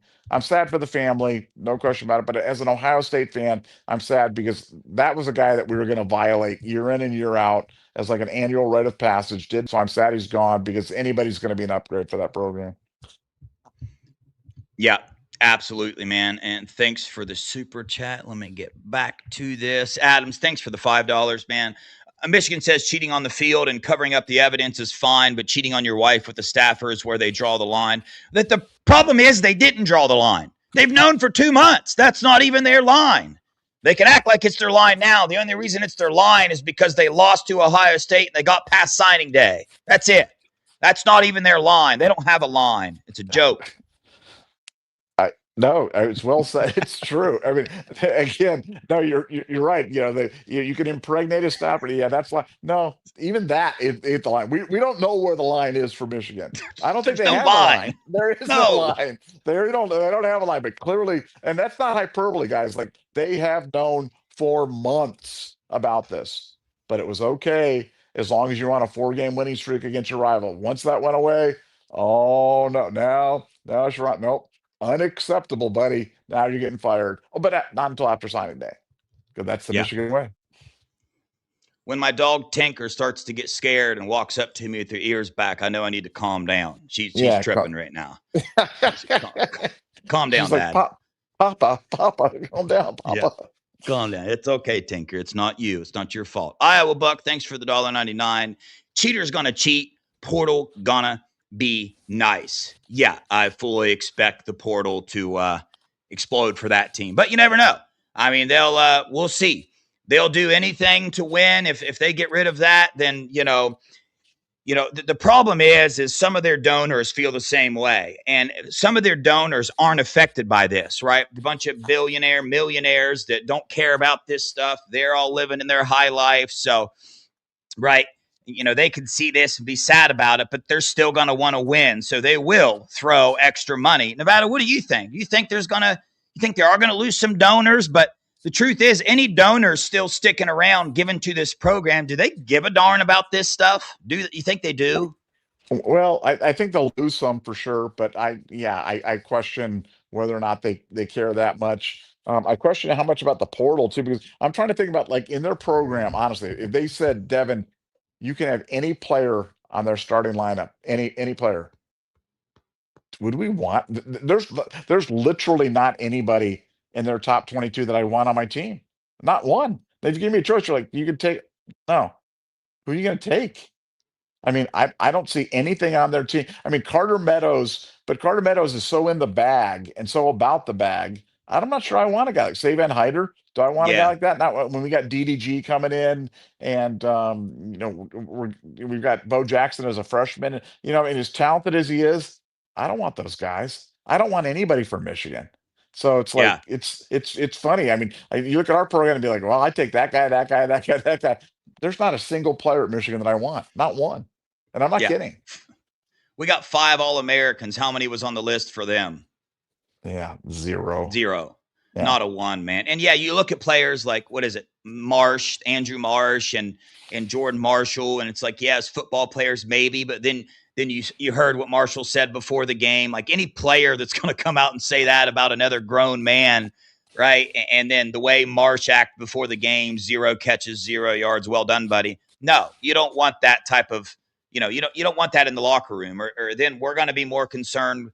The red zone is not going to be our biggest concern. You start getting players like that in the program. Tinker, settle down. All right. Sam, thanks for the $1.99 again. Meadows and Hyder, welcome to the Buckeyes. No, they're not going to come here, but welcome to be away from Michigan for sure. Vada? Yeah, it'll be interesting to see what happens with those. Those are two the crown jewels of that recruiting class, and everybody's going to be in on them now. Everybody's going to be pursuing them. It is going to be very interesting to see if they can keep them, and two, how much it's going to cost them to keep them. So crazy story going to be played out with those two guys. But I mean, Carter Meadows, good play. I like Carter Meadows. I like it, but again, he's just Baller. the big bag chaser. So I'm just not sure that makes any sense. Yeah. Yeah. Um, uh, West Coast, Florida, thanks for the 4.99. If you got something to add, throw it in the chat. Moderators, if he puts it in there, please let me know. Christopher, thanks for the $1.99. Do you think they go after Jedd Fisch? It's funny, Nevada, you brought his name up already. Yeah, I mean, I think that's got to be a guy that's on the short list for sure. I think Jedd Fisch will be a guy, and that's yeah. I mean, whether he'd take it and leave Washington to go there, don't know, but I think his name will be on the list. Yeah, yeah, the list is getting a lot smaller. So yeah, names like that, they're probably going to give him a call and see what's up. Joshua, thanks for the $1.99. They're about to get raided by Underwood. LSU does not want Underwood. I mean, Nevada, I think you say it perfectly. And yeah, Scarlet glasses off and everything. I mean, what about Underwood would be intriguing to people? I mean, people talk about his legs. It's like, what do you mean? What are we talking about here? I know he's a freshman, but he's digressed since he's got there. And anybody that takes him on, he's 100% going to need a full year of development, not starting. Are you going to pay him $4 million a year to sit there and develop behind somebody? No, man. Everybody is too microwave. They want to win now, and Bryce Underwood is not your answer to win now. He's not. Well, no, he's gotten worse as the season's gone on. I mean, yeah, like I Yeah. said, he threw for one more yard than the Make-A-Wish kid that played against us in 2024. So it's like, I mean, it's crazy that happened, and the you've got Lane Kiffin, you know, he's too smart to go for a quarterback like that. And he's getting paid $3 million a year. I guarantee what Underwood's going to do. Underwood's going to sit there and take the millions at Michigan and yuck it up because something, he doesn't care about winning. You know how he doesn't care about winning? Because when they were losing by 18 to USC, he was sitting on the sideline yucking it up like he just won the Super Bowl. He doesn't care. He's a bag chaser. Is that the guy you want being your quarterback? No, Lane's too smart to fall for that one. I think he's going to be at Michigan for the next few years, and I think we get to beat him up many more times, and I'm excited about that. Yeah, go tell LeBron James about that. Christopher, thanks for the 4.99. Lincoln Riley once out of USC. You imagine the war it would be if Riley and Day coached against each other. Nevada, this is right up your alley, man. Yeah, Lincoln Riley is not coming to Michigan. I'm just telling you. Lincoln Riley's got a great gig at USC. If Lincoln Riley leaves, it would be to the NFL or something like that. He ain't going to Michigan. I know Michigan's going to think they're getting Lincoln Riley, Kalen DeBoer, Ryan. What if Ryan Day switched? What if Yeah. Ryan Day left Ohio Hey, State in the middle of the college football playoff to take the Michigan job? Now that'd be like Hulk Hogan at Bash at the Beach, where he became the heel and flipped out with Scott Hall and went out there and dropped the big leg on Randy Macho Man Savage. That yeah. would be a big heel turn. I got $1,000 on the next 24 hours. Somebody is posting an article about how the number one, person they're going after is Matt Patricia. Want to make a bet, Oh Nevada? yeah, yeah. No, I wouldn't bet against that. No, they're going to be going with that one, man. That is definitely a live outcome for sure. Yeah, no, it's Michigan's going to be thinking they're going to get everybody under the sun. They'll settle for somebody, and somebody will take the job. They'll throw a bunch of money at them, but you got to clean house, man. Whoever's coming in has got to clean house because if you continue down this path the way that's going, it's a rotten program. They need to clean everybody out. Yeah. Given thanks Lisa for the 4.99. Given hockey, basketball, football, midless, I have a suggested title for a documentary hit: "The Death of the Mishman: A Decade of Scandals." Lisa, I like that title. Trust me, they're coming. I promise, and they're going to dwarf Connor Stallion's Netflix documentary. Well, yeah, no, it's well, great super chat, and it's amazing for just for to have these different scandals at different things throughout college football would be amazing. But the fact that they're all the same program, I mean, I just don't have words, and that's not an accident. That's not some cosmic accident. That's not a coincidence. That's not just happenstance. What happens when you have a rotten rogue program? You get stuff like this. Not a surprise to me at all. Yeah. Pooh Beard, what's up, Pooh Beard? Thanks for the 4.99. 21, 22 scum had Matt Weiss, Sharon Moore, Connor Stallions, and we could add a few more names to that list, all on the same staff. Alex Ude. It's a bad parallel universe version of Saban's 2015 Alabama. Yeah, it's the multiverse, just the reverse. Yeah, no, Nevada, anything to add to the multiverse Saban well, team? it's amazing. It is amazing when you think about that. And can you imagine what that must have been like at that time? I mean, oh my goodness, like what in the world was going on at that place during that time? But that's all under Harbaugh, man. And again, that wasn't an accident. That didn't just happen that way. Harbaugh created that. He created that environment where those are the types of people he wanted. Connor Stallions didn't just make this idea. He didn't come up with this idea and just kind of run with this. Man, this was encouraged, this was funded, this was developed, this was cultivated by Jim Harbaugh and the Michigan staff 100%. He was the whatever the opposite of the lone wolf is. That's what Connor Stallions was. The culture created him, not the other way around. Yeah, very sad, man. Thanks, Batman, for the $1.99. Who do we think the father is? Him or Stallions? All right, you got to add a couple more names to that list. Who knows what's going on Yeah, inside that program, I'm man? not. I I'm mean, not sure. I'm not sure Stallions could impregnate anybody. I think he's a eunuch or something no. like that. I think he's like Lord Yeah. Varys from Game of Thrones. You know what I'm Well, also, dudes can't get pregnant, so my bad. saying? Allegedly. Ernie Gonzalez, thanks for the 9.99. Cash flows is over as well. I watched the Ohio podcast. They showed how the 30 million kills the program in the hole it puts them in. It's a must watch to understand. Yeah, I mean, I hear people talking about that, but $30 million to a program backed up by Larry. Yeah, they're going to take a hit, but $30 million is not like a death to them. But when you add things like this and add things on to the Matt Weiss things, the civil lawsuits that they're going to go through. Yeah, this stuff ends up right hitting them hard, but there's a lot more to it than just the $30 million. But that's a big hit for sure. But you keep the ball rolling. Yeah, like I said, I don't know what they're going to do moving forward. I don't know how long it's going to take this program to get back where they want to be. I'm sure they'll think of more scandals and other ways to try to do it and then set themselves back even further. But Nevada, what you got on that? Well, yeah, and no, I think the 30 million is something people don't want to hear that, but and the NCAA fumbled. We all know that. We knew that Michigan was getting an aggravated repeat offender failure to monitor level one charge on them. They didn't get the prescribed penalty, they got the fine, but we gave them the prescribed penalty. So they literally got both. They literally got the bowl ban and the fine on top of that because we did the business. So Michigan got the worst of all worlds. And now you've got to buy out your head coach for millions and millions of dollars. It's a something, man. I'm telling you, it's a something for Michigan. And for Michigan, that affects that affects the amount of money they can spend on staff, the amount of money they can spend on NIL, the other things that they've got to do. It just creates turmoil for them. And anything that creates turmoil for Michigan, I'm all about that life. I love it. Yeah, no doubt. Thanks for the 9.99, Jay Coburn. To quote Don Thomas, dude, the name just makes me laugh. Keep calm, let Sharon Moore cook. Cooking something, man. Turns out he was baking. Touche. How many people you think end up in the portal, and how is their 2026 recruiting class affected?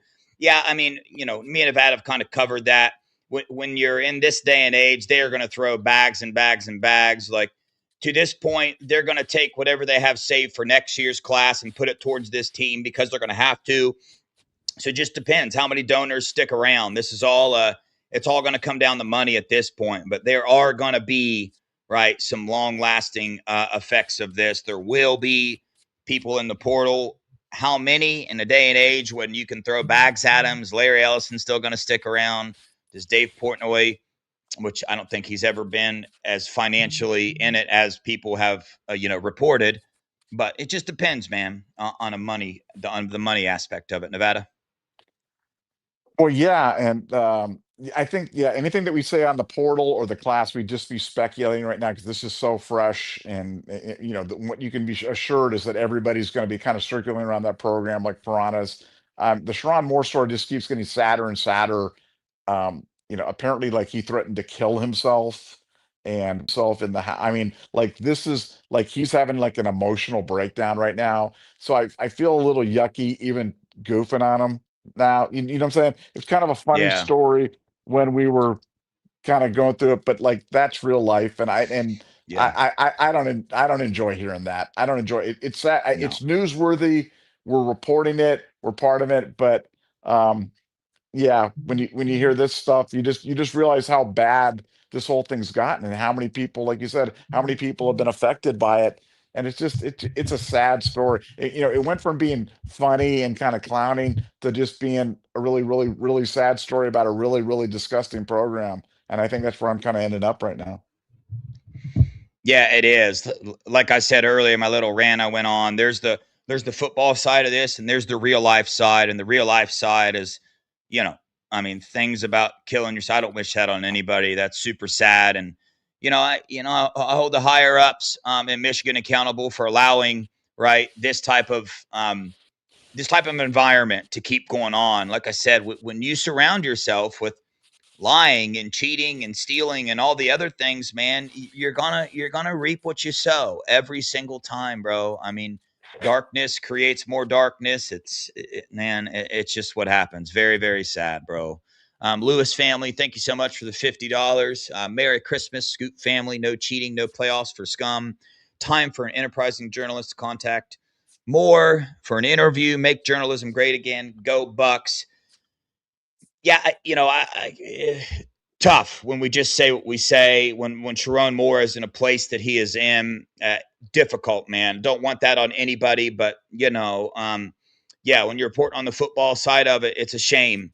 Just a shame that a program, breeds things like this, allows things like this to go on, and puts their staff members in positions like this. If you've known about it for a couple months, deal with it then. And then things like this, right? It doesn't keep baking itself. It doesn't keep. It's the snowball effect, man.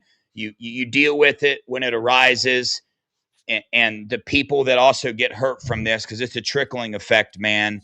Handle it, bro. Right? Get your pride out of the way. Get football out of the way, because real life, they don't give a dang about people's lives, including their own coaches, clearly. Or right, there would be more things in place than just fire them the day after signing day. It's sad story. The more details we find out, it gets sadder and sadder. Nevada. Yeah, well, first of all, thank you for the wonderful super chat, man. It's so much appreciated. Yeah, Michigan, it's kind of the tale of two, thing. When they stopped cheating, they stopped being successful. They weren't successful before they cheated. They were successful when they cheated. They're not successful after they cheated. And and now, this is where they kind of end up in this whole thing with Sharon Moore, breaking down. And I got to correct you on one thing though, and I think maybe I want to make sure didn't misspeak. I'm saying they've known for months. This story has been around Michigan for years. This, the Sharon Wow. Moore extracurricular activities thing has been a poorly guided secret. But again, you know, and it just it just they've all known about this, Devin. They've all known about this. They've known about this for a very long time, and it was just okay. In the culture that was Michigan, what he was doing was okay because they were winning. And once he stopped winning, it was no longer okay. And that to me is like that's the whole story. That's the whole thing about the scandal in a nutshell. And that's what makes this whole thing so disgusting. Yeah, it is. Brian Fogel, thank you for, wait, I didn't read this one. Wholesome Necessity, thanks for the four. That program is getting all the karma from the football gods for a cheating scandal that the NCAA refused to enforce. Yeah, man, it just goes to show you, you keep this up for long enough, things are going to trickle downhill. And right, this, as Nevada just said, this really, it's coming out now, but when the program right relies so much on, and they hold so high the rivalry, and in winning football, and you do literally whatever it takes for success, people are going to get hurt. Families are going to get hurt.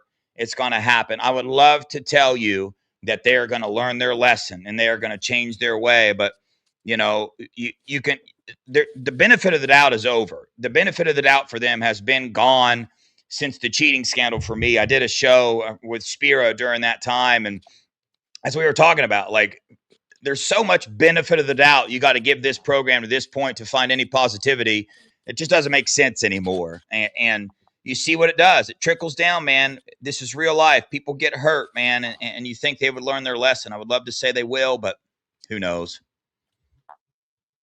Yeah, no, Nevada. yeah, no, I'm just wondering, where, where they go and what they do. Like, you always say, do people have that moment of clarity where they hit rock bottom and they, kind of feel like this is the end? Is this rock bottom for Michigan? Have they hit? Will they have that moment of clarity where they take a step back and look at this and kind of go, this is all wrong, man? But I think it's going to start with some Michigan fans having that moment of clarity and finally doing it. I'm not seeing any of that initially from this in terms of their reaction to this scandal. Just seems like more of the same, crazy cult like behavior that they're going through. But I'm hoping for them that they kind of get it together and figure out that this thing needs to change, and it starts with them changing their behavior as well. Yeah, that's a very good point. Now, Buckeye fans would be letting people know immediately. Brian Fogel, thanks for the $10. Breaking news: allegedly Connor Stallions was sighted outside of Ann Arbor Hotel in a disguise with video glasses on advanced scouting for Michigan head coach wife. Man, Oh no! Oh no! Oh man, I man! mean, that's dude.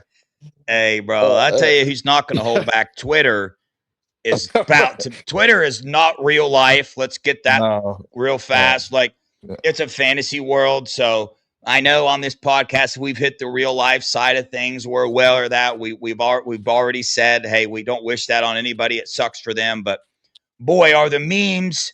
And oh, dude, it's about to be crazy for those guys, man. And it's gonna suck. We already know how they're gonna respond. The fans and the trolls, they're gonna be excuse for excuse for excuse. Nevada. Yeah, no, that's what they do. I mean, they excuse excuse, and it is kind of sad because, like, you like to think that that's just like the ravings of the lunatic fringe, but it's not. Like, that's the mainstream view of the Michigan fans. They'll forgive anything, they'll overlook anything, they'll explain away anything. They'll try to, rationalize any type of behavior.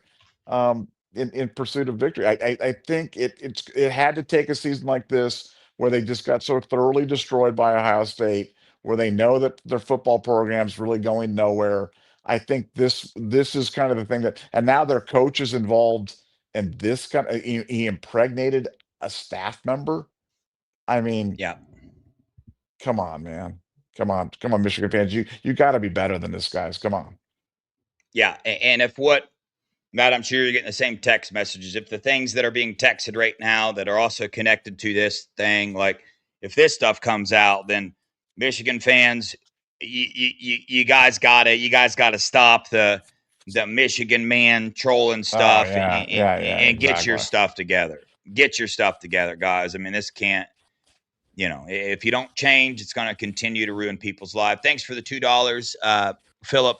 Kerry Combs, head coach at Team Up North. Dude, I don't know where they're going to go. Kerry Combs, though, I don't know. Is Kerry Combs going to stick around after this? Did he know? I don't know. There's too many speculation at this point. Who knows? What's going to happen. Nevada, you got anything there? I don't. Well, like I said, if you ask me, we talked about it earlier, but I think, they'll probably turn to Poggi for the head coaching job for the bowl, for the opt-out bowl. They'll have Poggi. But I'm interested to see how many guys play in it. Like, how many guys are going to play in this meaningless bowl game under this interim coach and this broken staff? And I mean, what a mess. What a complete and absolute total. And how many Michigan fans are going to travel to go see this game? Because I've talked about this before in terms of like when teams accept these bids to go to these bowl games, they have to commit to buy tickets. That's the whole thing. The bowl games are like, okay, we'll give you this invitation, but you have to commit to buy 30,000 tickets. And the bigger programs go, yeah, no problem. Our fans love it. They'll buy the tickets.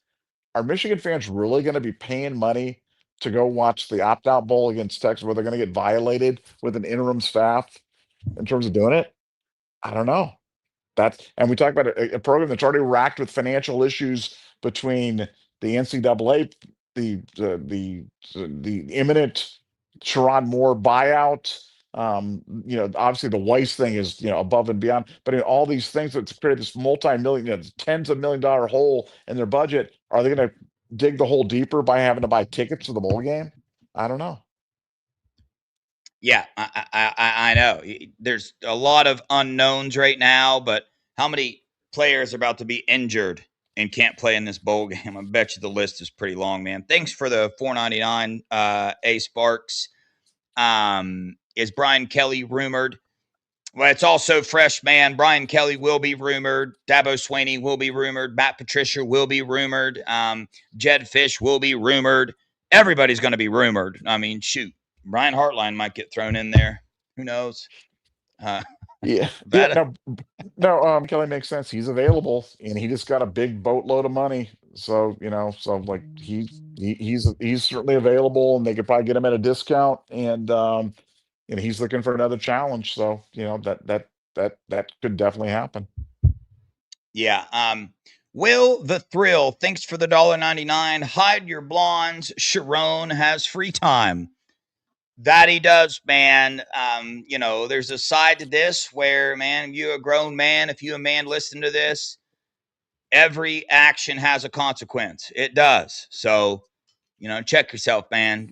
There's going to be consequences. You're going to go out and be reckless and do things like this, and he's going to have to face his consequences now, and hopefully, change the way he lives his life. Nevada.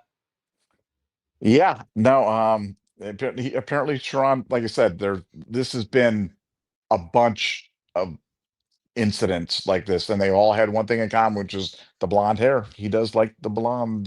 He does like the Yeah. blondes. Also, I just got to check confirm that Poggi is the confirmed interim coach for Michigan. That's what I've just got. So Biff Poggi, the guy that led them to their tremendous victories during the time when Sharon Moore was suspended, is going to be the head coach for them, and I'm sure that'll be super awesome. But Poggi's just another one of those guys that's been part of this culture of destruction that's been going on there. I know they have to go with him right now because he's there and he's available. But they got to get rid of guys like that. They have to start Yeah. nib all these Michigan men that are on the program, because it's like it's like when you're like infected with this disease, you've got to cut out the disease. You got to quit Yeah. having these guys here that have this with them. Otherwise, you're just going to continue this cycle of destruction that's been going on at Michigan for so long. They got to get rid of guys like Biff Poggi. Those guys are the problem. They're not the solution. Yeah. I mean, it takes one.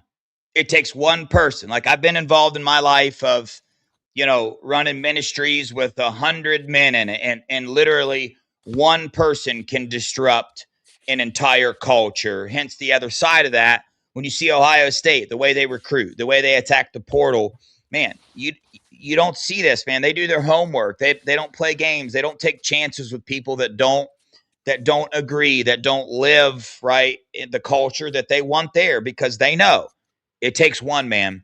It takes one person to do that. So yeah, Nevada, you're dead right there. Mark Allen, thanks for the $5. How does Ward Manuel still have a job? I thought for sure he'd be gone. Nevada, you answer this. I got to take a quick 2-minute break. Yeah, it's been one of life's great mysteries is how Ward Manuel still does have a job. I have been speculating for a long time that he's got to be gone. He's just been completely embroiled in scandal. I thought that they wanted him to stay on. I knew that they wanted him to stay on through the NCAA investigation. And once the NCAA investigation ended, that maybe they could kind of send him on down the road. This has got to be the end for him. Um, because he's been the guy. He's been the common denominator in all of these scandals. And the men's hockey scandal, which was terrible, I'm telling you, if you dig into that one a little bit more, the Michigan hockey scandal was absolutely terrible. He was the guy that was overseeing. He was the guy that was looking the other way. The basketball coach scandal. He was the one that was looking the other way. Excusing the behavior because the guy was a former member of the Fab Five and they were winning a few games. He's the same guy with the Harbaugh thing. I mean, so Ward Manuel is the common denominator. I'm not saying that he's the reason this happened, but if you ask me, said Nevada, who, if you have to assign blame to one person more than any other person, is it Yoko Ono? Is it Jim Harbaugh? Is it Matt Weiss? Is it Connor Stallions? Who's the person that's the most responsible for this? Ward Manuel. It's Ward Manuel. It's your AD. Your AD absolutely has created the culture, has created the environment where this type of behavior is rewarded, is celebrated. He's the guy. Will getting rid of him solve the problem? No, but it's a start. It's a start. So I think for Michigan, if you're a Michigan fan and you really care about the program, you really care about the brand, you really care about your reputation, fire Ward Manuel, get rid of him, start over, clean the whole thing out from the bottom of the deck all the way up, and that's the only way you're going to get rid of this stink anytime soon. Yeah, Nevada. My only thing to that, it would be like, why is he still here? You know what I mean? So it would have made perfect sense. He should have been gone already. You think he's going to be gone now, but I thought he was already going to be gone. So who the heck knows what this dude's got going on there? But you would think he's going to be gone. But we got somebody else, man, that wants to join this parade of talking about what we got going on. Funky, how are you tonight, my dude? I'm doing it's, I mean, I'm not even sure what the right words are. It's just insane. And I'm coming in with breaking news since I know you guys have not been on the Twitter circuit, but it's been confirmed that Sherrone Moore has been arrested. And I know that we know of what he's allegedly been arrested for, and it's out there on the internet right now. And those internet rumors seem to be true. So I'm not going to say what they are because it's pretty horrible and just stuff that I really don't want to be saying on anything. But those have very truth to them. I'll say that. Allegedly have truth to them.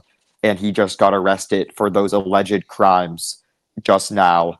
That was released by Dan Wetzel just now, 2 minutes ago. So this is deeper than anyone thinks. It's been going on for months, and they've known this for months. And it's the big cover-up. But it got so big that something had to break. Something absolutely had to break. It is absolutely insane. And this shouldn't be shocking to anyone, because when you have a culture like Michigan does, this stuff tends to happen more. It just does. It's like Georgia with driving. When you keep doing it, it tends to happen more. It's a culture of it. This stuff doesn't just happen to every team. It's not unlucky. It's not the whatever. It's not a few bad apples in the bunch. All the apples are infected with poison. They all are, and the only way to avoid it is throwing out all the apples. Throwing out all the apples. It starts with Ward Manuel, starts with Sherrone Moore. I could see, I mean, there's going to be a max exodus of players. Obviously, we don't know exactly who's leaving right now. We can only speculate, but I can only assume that this stuff is going to be crazy. I'd be shocked at this point if Michigan plays in the bowl game. I would be absolutely shocked. How are they going to play in the bowl game? And what are they going to do between the third and the fourth quarter? Play Mr. Brightside? That doesn't seem appropriate at this time to be, playing that song during the third and fourth quarter. Oh, no. Oh, no. It doesn't. No. I'm a man of truth. No. Funky just went to the Mr. Brightside thing, man. We haven't even gone into that. It's like, Dude, Texas is still 6.5, guys. If you want free money, go there now. Be the ultimate opt-out bowl. Sorry, Nevada, I'll let you go, but it's gonna be the ultimate opt-out bowl. Yeah. No, I think Devin has just put his mortgage payment there on the Texas line. Hook 'em. Let's go, boys. Hook 'em. It's done. Seriously, I mean, get on your Kalshi app right now. Yeah. As you guys know, or as a lot of the Scoop watchers have known, I have one really, really good source within the Michigan program who's given me the Justin Haynes injury, gave me how the Ernest Harmon quit on the team, gave me Samaji Morgan quitting on the team, and all three of those things have been completely true. Gave me Justin Haynes out for the year, gave me the exact surgery that he got, nailed it all. So very grateful for that relationship. And he's been texting me all. I've been obviously texting him after this, and what happened last night, what just happened, and he's the one who told me about what confirming the internet rumor that he now got allegedly arrested for. So this stuff has just been absolutely insane. It's hard to even comprehend. I can't believe this is all happening at once. And what a massive live show we have right now. I mean, this is one of our biggest ones in a while. 1,500 people. Holy crap! This is what an insane day for everyone involved, and just it's going to be crazy. It's going to be even crazier as now the portal opens up, or they're going to have a portal season open for 2 months. So now conversations start now about players going in the portal automatically because the coach got fired. So this is stuff to watch out for, and stuff's going to start breaking now because these kids and their parents are pissed. They're already committing to a sanction in the mail saying, we screwed up. We did all this stallion stuff. Remember in the punishment, part of the punishment is, well, they had to give this little pamphlet to any kids that they're recruiting about all the things they screwed up on. So I'm assuming a lot of these parents had to read that and were like, damn, that's kind of sketchy. That's kind of bad. And they're talking about being $30 million in debt, or even more than that, $50 million, because the $20 million revenue sharing on top of the $30 million fine they had to do just for the football program. And they go 9-3, lose to Ohio State, and then have this break. And then Sean Moore's allegedly arrested for a really serious crime.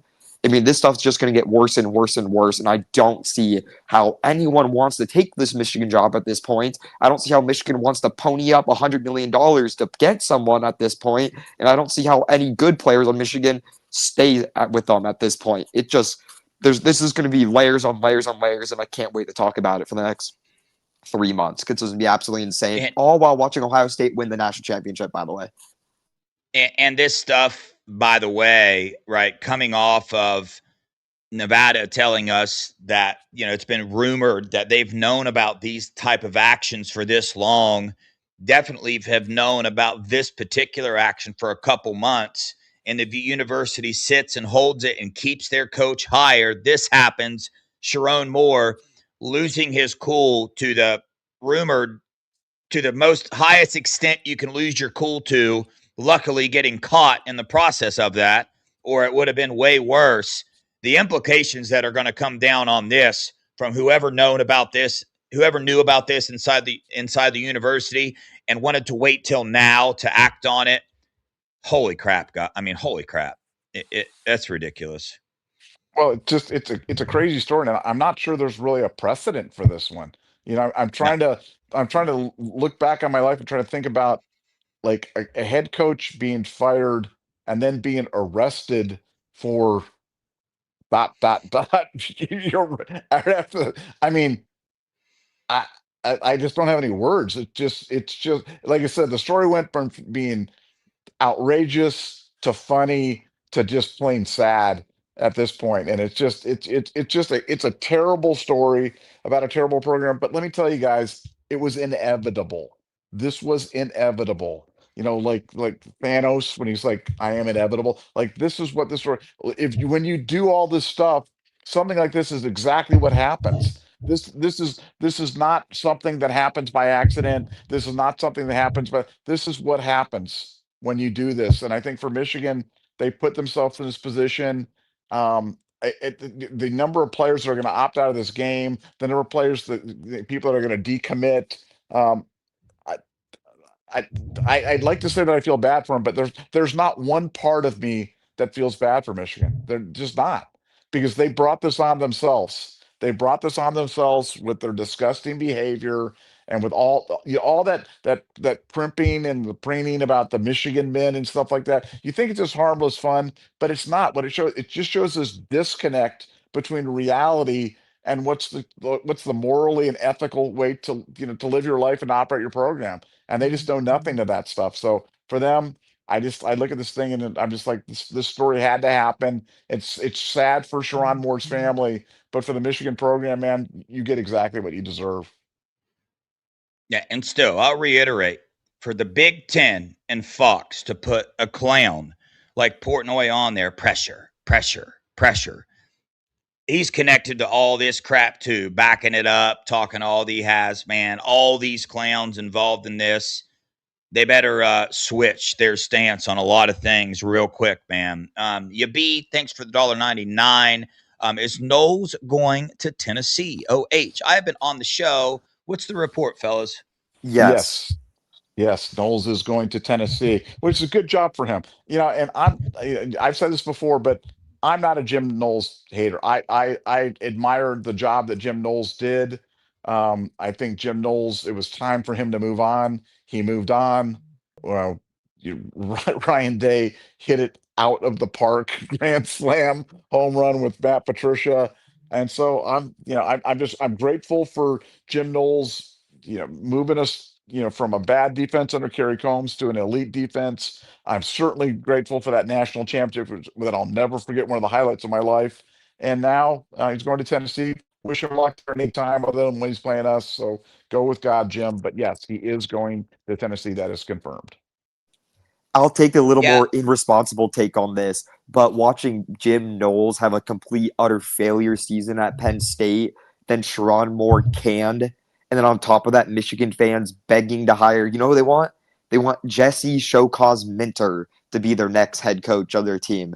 So they're talking about going from hiring the first ever Showcause coach to hiring the second ever coach with the Showcause. And usually when you get a show cause, you're done with coaching. And they want to hire a second one for a separate cheating scandal in the Michigan football program. So this is absolutely hilarious that, Knowles is having his turmoil and has to go down to the SEC. I can't imagine that's going to turn out well from him because, it takes 3 years for his process to go. And I'm not sure he's going to get 3 years at Tennessee because the pupil's already kind of a little bit on the hot seat there if he doesn't turn things around and start winning 10, 11 games, because that's kind of the pressure everywhere. The pressure is to win no matter what conference you're in, no matter where you're at. Your expectation is to win 10 plus games and make the college football playoffs, especially at a school at Tennessee who's investing probably upwards of 60, 70, 80 million dollars altogether in their football program. I mean, they're charging their fans a 10% talent fee. So if you want to start charging a talent fee, then that talent fee better start winning or the fans will start being mad. So I'm not sure if that's a great place for Knowles because I think he's going to get lit up in the SEC. But I truly don't care because we upgraded on a hire. And honestly, yeah, I don't love Jim Knowles. Not a big fan after leaving to a conference rival after winning a national title. So I won't be sad if he fails there as well. But it's just honestly hilarious that more bad stuff could happen to these two, especially Michigan. They deserve this stuff, but the one person who doesn't deserve this stuff is the alleged victim of Sherrone Moore. So I feel bad for her since she got herself wrapped up into something way more serious than she ever probably thought, and who knows what was going on behind the scenes and the pressure she was put on allegedly. So it'll be very interesting to track for the next. Yeah, for a long, long time. Because I can assume this is probably going to go to court, and then in court that might open up a whole another can of worms on the field and off the field. Yeah, if you guys are intrigued with this situation, what is going on, and maybe who the next head coach at Michigan is going to be, I encourage you, go over to the Scoop message board because there's some breaking news on there right now. Shout out to Oracle. Made a post stating that Michigan already has their head coach. They know who it's going to be. That's why they line this timing up the way it is. He's going to be dropping the name over there. Supposedly it's a done deal. It's a good coach. We're not going to like the hire because it's supposedly a good hire. So go over there, Scoop message board, if you want to find out that information. It's a lock. He's got it locked down, the name, and he will be dropping it as soon as he is able. Either of you guys got anything on that? Yeah, I heard the name. I mean, I get accused of being the Oracle. Well, I can guarantee you I'm not the Oracle on this one because I'm not sure if I'm buying the name that he's putting out there. He might be right, but I'm not sure. Yeah, it doesn't make a whole lot of sense to me, but we'll see. I am Thank texting. I'm texting the name. Yeah, exactly. Yeah, Thank Parker. you. I was about to tell you. You gotta text it in the chat. Yeah, exactly. Exactly. So yeah, Because no, it's I gotta know. yeah, no, we Oh, got to. dude, no. I know, I know. That's what that's No. I mean, that's what I'm saying. I'm like, I mean, maybe like you never say never. Like I don't care who it is. Michigan is a fatally flawed program, man. It doesn't matter. It's a fatally flawed program. Jim Harbaugh couldn't win there without cheating. Jim Harbaugh's a great coach. Jim Harbaugh's a coach that taken his team to the Super Bowl. Jim Harbaugh won at Stanford. I mean, Jim Harbaugh's a great coach. Weird guy, not ethical guy, but great football coach. And he couldn't win at Michigan.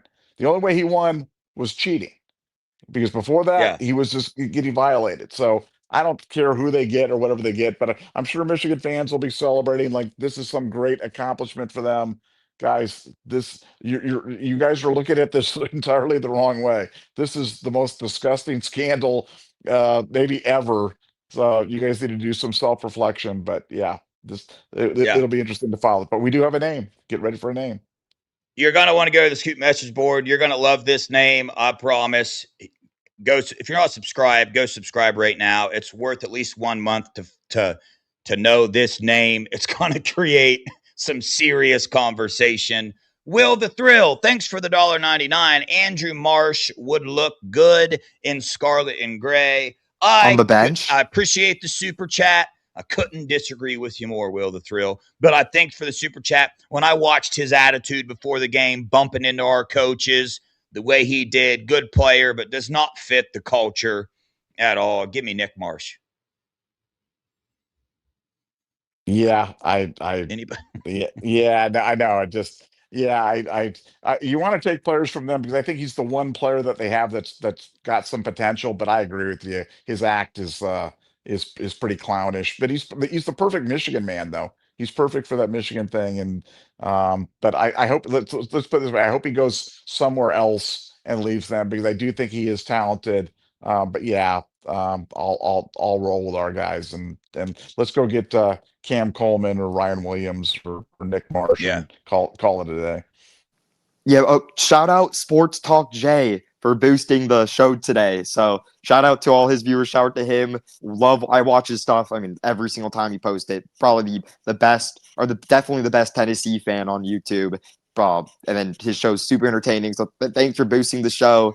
Ton of new viewers on. So like the video, subscribe. Yeah, but appreciate it. Sports Talk Jay, free Legend Bay. Free Legend Bay. Sports Talk, free Legend Bay. Yeah.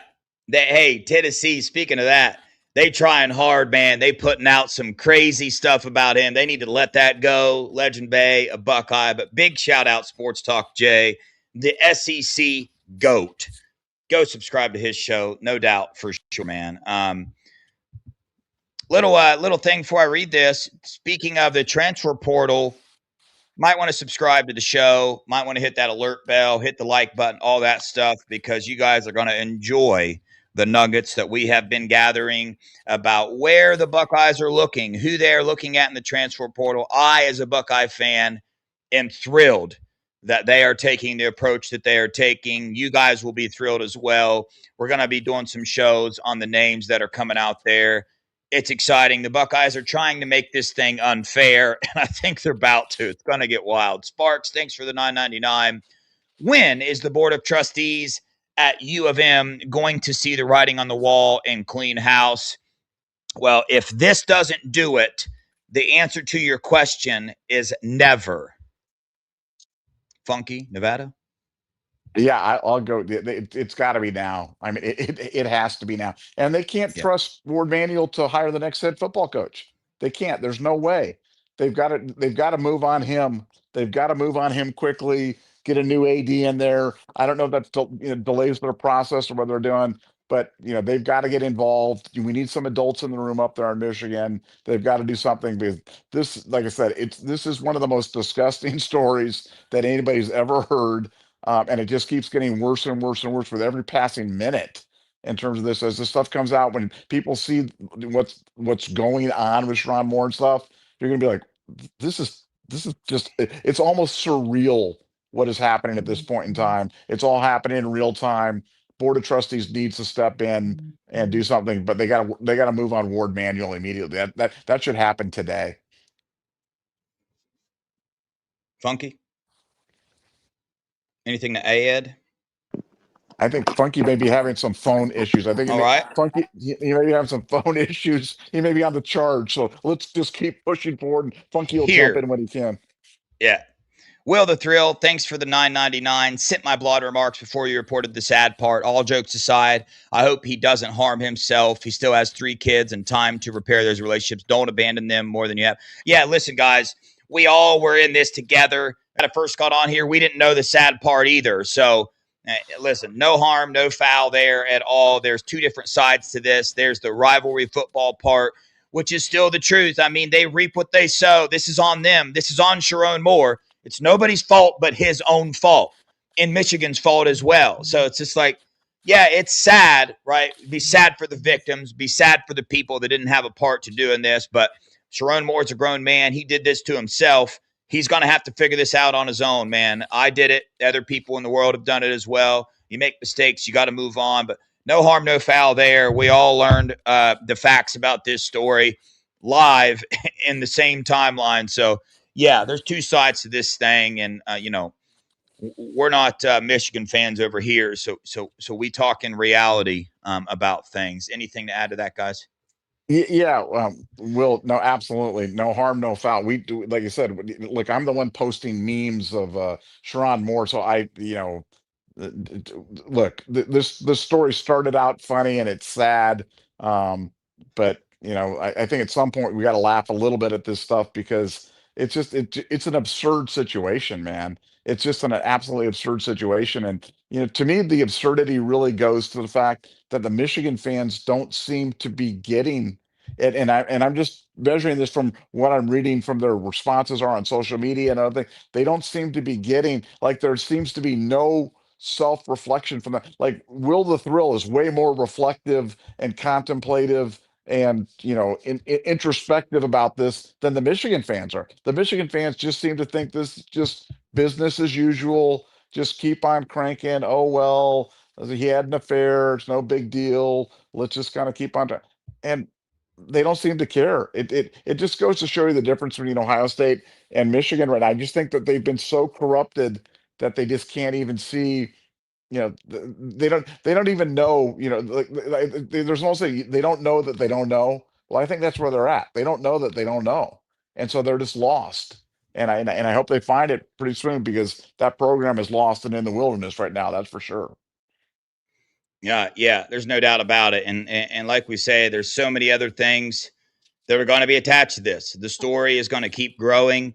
More things are going to come out of this.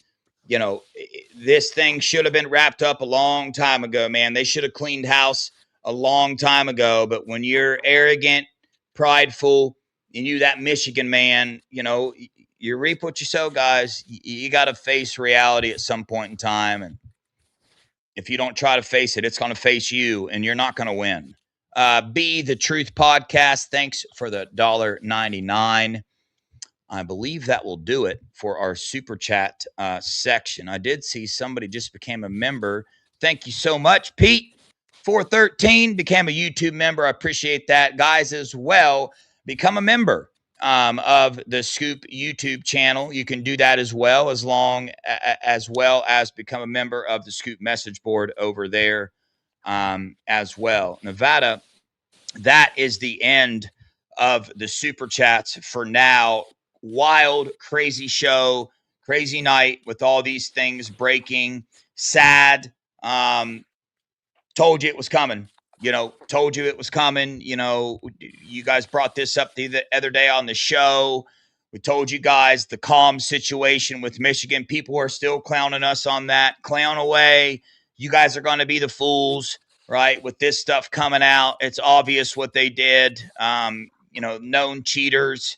Ward Manuel, he's got to go. They got to look for a new coach. About to lose players in the portal. About to lose players in their recruiting class. Just an absolute shambles right now. And sad part about it, but, it's been coming. It's been coming. So it's just crazy, guys. Any thoughts? Well, yeah, just one. Thanks for everybody for supporting the show. If you're like the audio formats, go over to Apple Podcasts and subscribe. Takes 2 seconds and it's free. Just Apple Podcasts, subscribe, bing, bingo, bango, bongo, taken care of. Secondly, we had this story. Did we lose him? We didn't. No, we did not lose them. Funky, are you on? Oh, hi. Yo, sorry, I thought you were keep talking, but what a No, I am talking, man, and I am on a heater right now. He's talking. I am talking right now. I am going off. We had the story. And this isn't one of those ones where we had the story, but we didn't tell you because we didn't want to go. Like, if you listen to this channel, we told you this was happening. So we knew. So these yahoos on Buckeye Scoop knew about this, but somehow this escaped the gaze of the Michigan administrator. Somehow Ward Manuel was blissfully unaware of this and needed an investigation to do it. And that investigation needed to go and pass the Ohio State victory in Ann Arbor. That's what they were waiting on. That's the story here. It's not the story of the transgressions of Teron Moore or even his mental breakdown or any of the other shenanigans that he's involved in. It's a story of a corrupt Michigan program sitting on a scandal, knowing that it was happening, but winning was way more important to them. Signing their class was way more important to them. That's the story. That's the disgusting part of this. And that's the part that I hope that gets out, because that's the thing that really makes me disgusted as a college football fan in general, as an Ohio State fan in particular. I'm disgusted by Michigan always, but no more so than today. This is rock bottom for me. But the thing about that, Nevada, is this is not even a top 3 worst thing they've done in the last 2 years. Inside the Michigan football program, they had a legit pedophile on the staff, on the countable 10. I believe it was the quarterback's coach, get caught in action trying to get with allegedly a minor.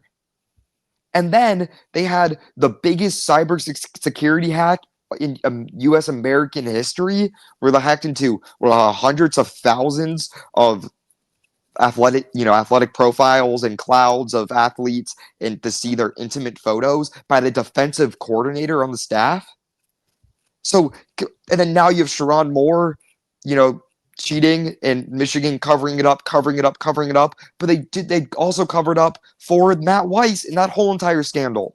They covered up since day one. They let him coach in the semifinals game versus Georgia, or no, TCU. Or was it Georgia? Where I make this one of the first semifinals game, either Georgia or TCU in the semifinals, and they let him coach in it. They absolutely cover that up, and they knew about it before the game. That's already been released. So they have absolutely no morals at all. And this is the third example of this happening. Because you got to remember, they covered up for Yoder, or Yode, the quarterback coach for Michigan. They covered that up. The beat writers cover that up famously. Then they cover up for Matt Weiss, and now they cover for Teron Moore. And I know you guys have probably talked about this, but I'm just going to add on. If they beat Ohio State, then none of this would be released. Teron Moore was coaching for his life that game, because he knew that, and they all knew that, because they know the type of program Michigan runs. And if you win, then hey, you can do what you want, because as the famous Harbaugh quote says, do anything to win. Do absolutely anything to win, which means cover up anything. If that's minors, if that's leaking of intimate photos, if that's cheating on your wife, it's a lot of things. So it's just it's a snowball that keeps on rolling. So Michigan's athletic department has to start from zero, and that starts with firing Ward Manuel and self-proposing a bowl ban for 2 years to get just fresh faces everywhere. And that's the real steps. That's what Ohio State did worse stuff to Urban Meyer and Jim Tressel for tattoos and the Urban Meyer thing that Urban really should not have even been a part of, but he got suspended for it.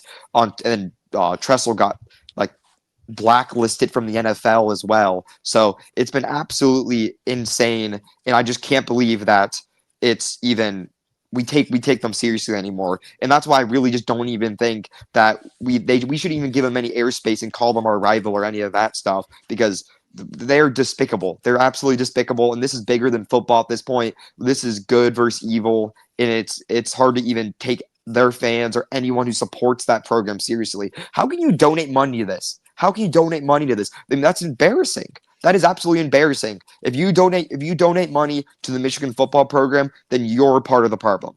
You're a part of the problem. You need to stop, and that's just the facts of things. And that's not me hating Michigan. That's me hating cheaters on the field, cheaters off the field, pedophiles, and that's what I don't like. So that's my ramble for y'all.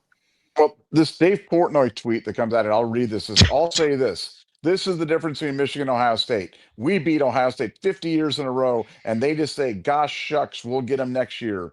They beat us once. Coach not only is fired, but arrested. At Michigan, it's natties or jail. Like the fact that Dave Portnoy thinks that this is funny. I mean, seriously, that's the guy that's like the standard bearer for Michigan football. That's the guy that's on Fox like like making fun of the fact that their coach just got arrested for bad stuff. We're not even gonna go. We have a line here. It's like I don't even know what I understand Portnoy is a shock guy. I understand he's a troll. I understand he just says outrageous thing for clicks. But like talk about not reading the room. Oh my God. That's one of the most disgusting things I've ever read. Yeah, no, it's it's so bad what Sharon Moore allegedly did that I wouldn't even dare to talk about it on this show right now. I wouldn't even dare to because it's that bad. And for everyone's involved safety and even Sharon Moore's safety for himself, I am not going to be the one wanting to be spreading what is being true, even though it is 99.9999% true. So, and I wouldn't even dare to say it. So anyone like Dave who can make a joke about this or make a light of it I mean, it's disgusting. It's nothing to do. This is bigger than the rivalry at this point. It is bigger than the rivalry. This is not football at this point. This is human lives. This is real human behavior. I mean, this woman now has her life ruined for something that's really not her fault. And yeah, so because now she will never be, I bet you Michigan fans are going to start going after her for, probably who knows really what happened, but they're probably going to start calling her a snitch and start calling her this and start calling her that and really coming and attacking her. So I hope she figures that, she, keeps her head up and gets through this because this is going to be a scary time for all involved. Well, yeah, you guys can read. Yeah, they're putting it out that he's been arrested for breaking and entering into this former assistant's house. Authorities were called among claims that Moore was showing suicidal tendencies, which we can just tell you now that's what we've been hearing. We just didn't really want to go with it until it was out there because it is a terrible. The fact that Dave Portnoy is making jokes about that. I mean, I I don't even know what to say, guys. I hate Michigan as much as anybody, but I'm not going to sit here and make jokes about that, man. That's real life. That's real life. That's just sad and terrible and just awful, awful. An awful story just got worse. Yeah, I mean that's exactly what we were hearing. So yeah, see that be confirmed is yeah, I mean that's scary for literally all involved. And yeah, now, obviously we wish Sharon Moore keeps his head up in this whole thing because yeah, I mean he obviously screwed up big time, but doing that is never the answer. So that's scary stuff, and it's going to be interesting to see how this falls because this is gonna turmoil to bigger stuff than this because this is gonna go to court, no doubt about it, in my opinion. Dude, Portnoy is the epitome of what is wrong with Michigan. And the sad thing is, there are so many Michigan fans that are going to respond on that tweet and support him and say, you're darn right, like making a joke of this thing. And that's why I pulled up what people are saying is actually going on because Portnoy, Michigan man, is well aware of what is going on before it gets put on Twitter. And he still wants to get on there and post these things when Sharon Moore is out doing that and with this girl. And, this is a life or death situation, and it's unfortunate. And Fox and Big Ten, you're supporting this as well. You're putting this dude on your show. Like, are we serious right now? This is the problem, right? I mean, Michigan fans, YouTubers, insiders, all this stuff. I mean, get real. Get real. I mean, stop the charade. Stop the crap. I mean, too far. Life and death is too far here, ladies and gentlemen. News for you. It's too far. I mean, to make jokes about it and do all this stuff. Part of this is on y'all's shoulders too, man. Michigan fans, YouTubers, insiders, all these people. you can carry some of this on your shoulders and you're going to react a certain way to this. You need to react the right way, hold your program accountable for this, and make a change, right? Force a change here. You guys have a voice in this situation. Make a change. Do something different. You know, it goes beyond football at some point in time. Now, I promise you that. I could give a dang you beat us 50 years in a row when you're talking about a situation like this. I mean, you guys got to, Portnoy's got to grow up, man. Unfortunately, there are so many fans that have that same exact mindset that he does because he pumps that mindset into them and they buy into it. I mean, dude, it's sad, bro. It's legit like sad, guys, for real. It's wild. Yeah, we're trying to laugh at this. Wild. It's just like, holy crap. And it's like, the fact that this, I thought Funky's point was really good. I mean, Sherrod Moore had to know when he was coaching that game that he was coaching for his life. He was coaching with the risk of disclosure hanging over his head, with the risk of,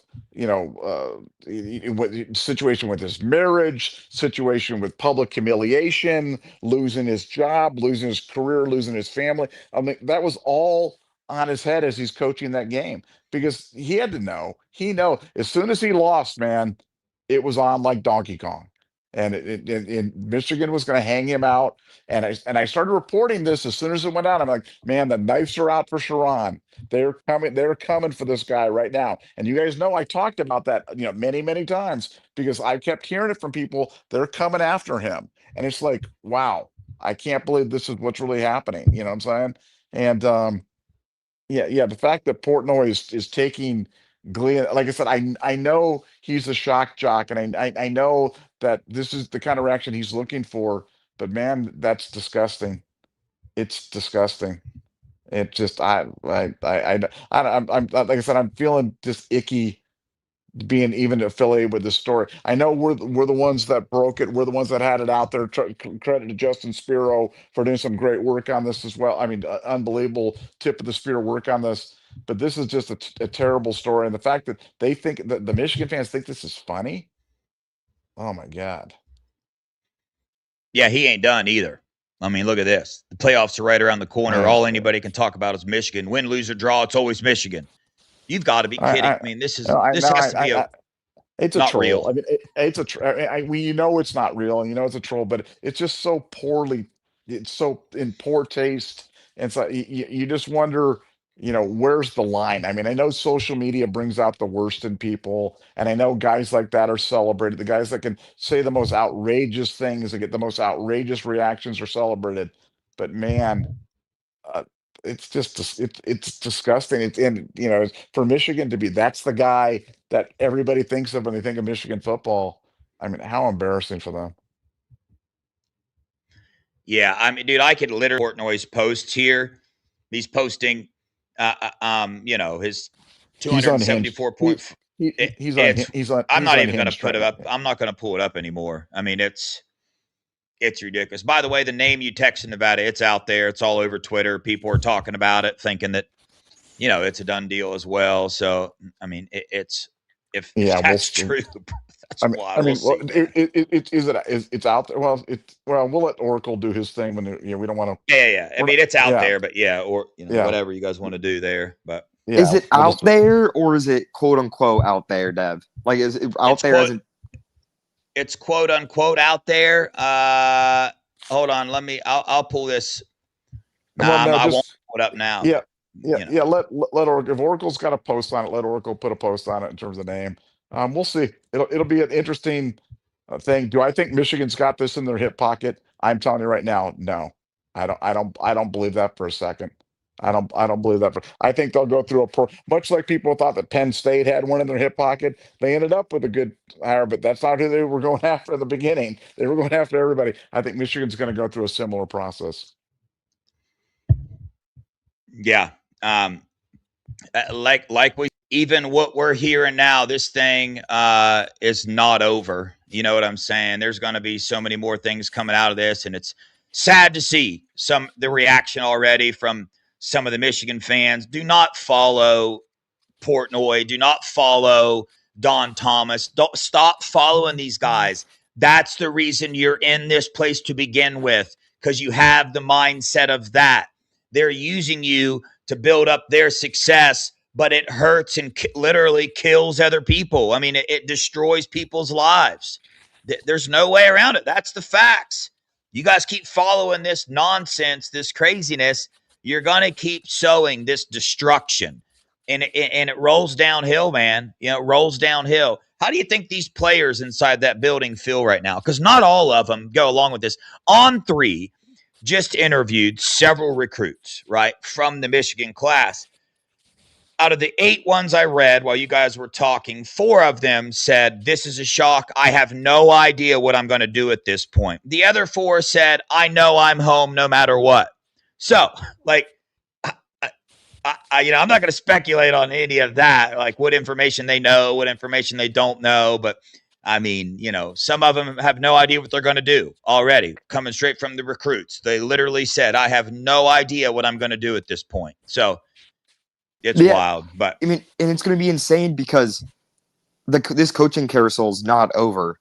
This coaching carousel is not over, and the playoffs aren't over, and teams are still very much alive in the playoffs right now. So teams are going to be dealing with this new opening at Michigan, which is a top 15, top 20 job in the nation, so it's going to be sought after by you can assume some pretty top candidates, or should be, or who knows really at this point. You really, to me, have to be a really, really low life person to take this job at this point, where you still have to give pamphlets to kids about all the real on-field football cheating, and then you have to explain to them the whole Matt Weiss defensive coordinator stuff, and then explain to them how they had an actual child predator on the staff. So a little, no amount of money can get me to be part of that program right now. Seriously, especially if you're a coach who could already make millions of dollars elsewhere at another, Power 5, Power 4 school in the Big Ten, SEC. Then if you really want to go take this job, and then you're a low life. Honestly, that's my real reaction to it. I just can't even. That, I mean, would you dip that low? How much money would you have to make more than you're already making if you're already a millionaire to take this job at Michigan right now and deal with all the stuff you have to deal with? On top of all this, you have to deal with Underwood. Who wants to deal with that mess right now? The kid that publicly said how horrible Michigan was at developing quarterbacks came to Michigan for a ton of money, can't stop talking on the internet, yaps and yaps and yaps, and then falls and has a very subpar freshman year. You have to deal with all these money divas. It just and you have to play Ohio State every year, and you have to play Oregon next year, and you have to play Oklahoma and Texas in the next 2 years out of conference. That's not a job where I think you can win at. You can't recruit at a high level like Nevada talked about. Michigan football is some of the worst in the entire nation. So you won't recruit at a high level. You could assume donors are going to go down. I'm not sure how Larry Ellison feels really happy about supporting Sharon Moore's program at this point in time. So it's going to be real interesting to see what happens in the future, and if they hire the name that the Oracle is alluding to. So it'll be interesting. I'm going to go out here and say, just between us two, Dev and Nevada, I don't think they get him. I think that's crazy talk. I think that's absolutely crazy talk, but we'll see what happens coming up, because I already changed my mind. And guys, think about this too, right?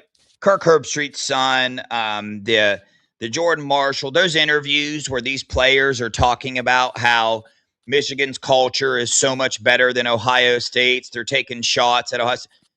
I mean, imagine what these recruits have to be getting fed, what these players, the lies they have to be getting fed, the false world that they are surrounded by, to actually say that on an interview and actually believe it when we see the fruits of their culture. This is the fruits of the culture inside that locker room. Your head coach is out doing these things. You're going to try to convince me that he goes out and lives this type of lifestyle, but yet has a super strong, really positive, good culture inside the locker room? False. Not true. It's so sad that they're surrounding these players and recruits with people that convince them and fill their head with these many lies that the culture they're living in is, I could care less whether it's Ohio State, but good. The culture you're living in is good. That's fine. You can say it's better than Ohio State, but I'm not talking about that. I'm talking about beyond that. Like, you're surrounding young kids and young men with people that are convincing them that the culture that they are in is good. It's a good thing. Look at what is going on inside that program. That's the biggest problem in my mind. That's the future of this country. That's the future of college football. That's the future. And you are convincing them that the culture that they're in is good? What are we doing? What's going on? And Bro. and it just keeps snowballing too. So I can assure you this is not the last time we're gonna have to be able to talk about this, because it is.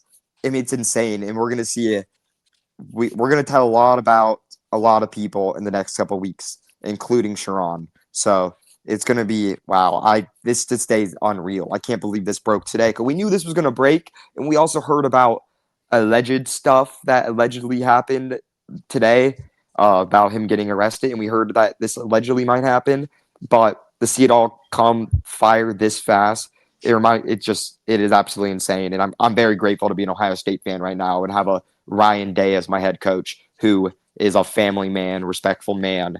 And also shout out Michigan State for also hiring Pat Fitzgerald, another good family man. So I can assure you that the righteous brothers are in good hands. Well, Yeah. you know who else? You know what I'm grateful for? I'm grateful for Sports Talk Jay, our great Tennessee inside man. If you haven't watched his show, got to watch his show. One of the most entertaining shows on the internet. We love this guy. We're so glad that the show that we did with him in collaboration was one of the funnest shows of the year. So I just want to say, hey, thanks, Jay. Hope you guys have a great new and good luck with Jim Knowles. I like Jim Knowles. I'm a Jim Knowles stan. I think he's going to do a great job for Tennessee. But I just want to call out the great Sports Talk Jay and thank him for all his help and support throughout this year. Yes, but unfortunately, guys, I know you don't want this to end. Things are going to keep breaking. We'll have another show tomorrow. We're going on 2.5 hours, but we got to end this somewhere. Don't forget, hit the like button, man. Show some love. Hit the subscribe button on the Scoop channel. Go show some love to the Buckeye Boys channel if you got some time, man. Subscribe to the Scoop message board. If you're listening to us on the Apple Podcast, hit the subscribe, hit the like button as well. And I'm being serious about the Scoop message board, man. That thing's blowing up right now. There's a lot more details, a lot more intel that's not being reported on. It's being reported on over there, man. This is where things pop up first.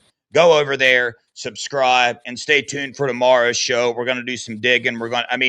Dude, there are so many Ohio State things we didn't even get to today, guys. So much news going on there.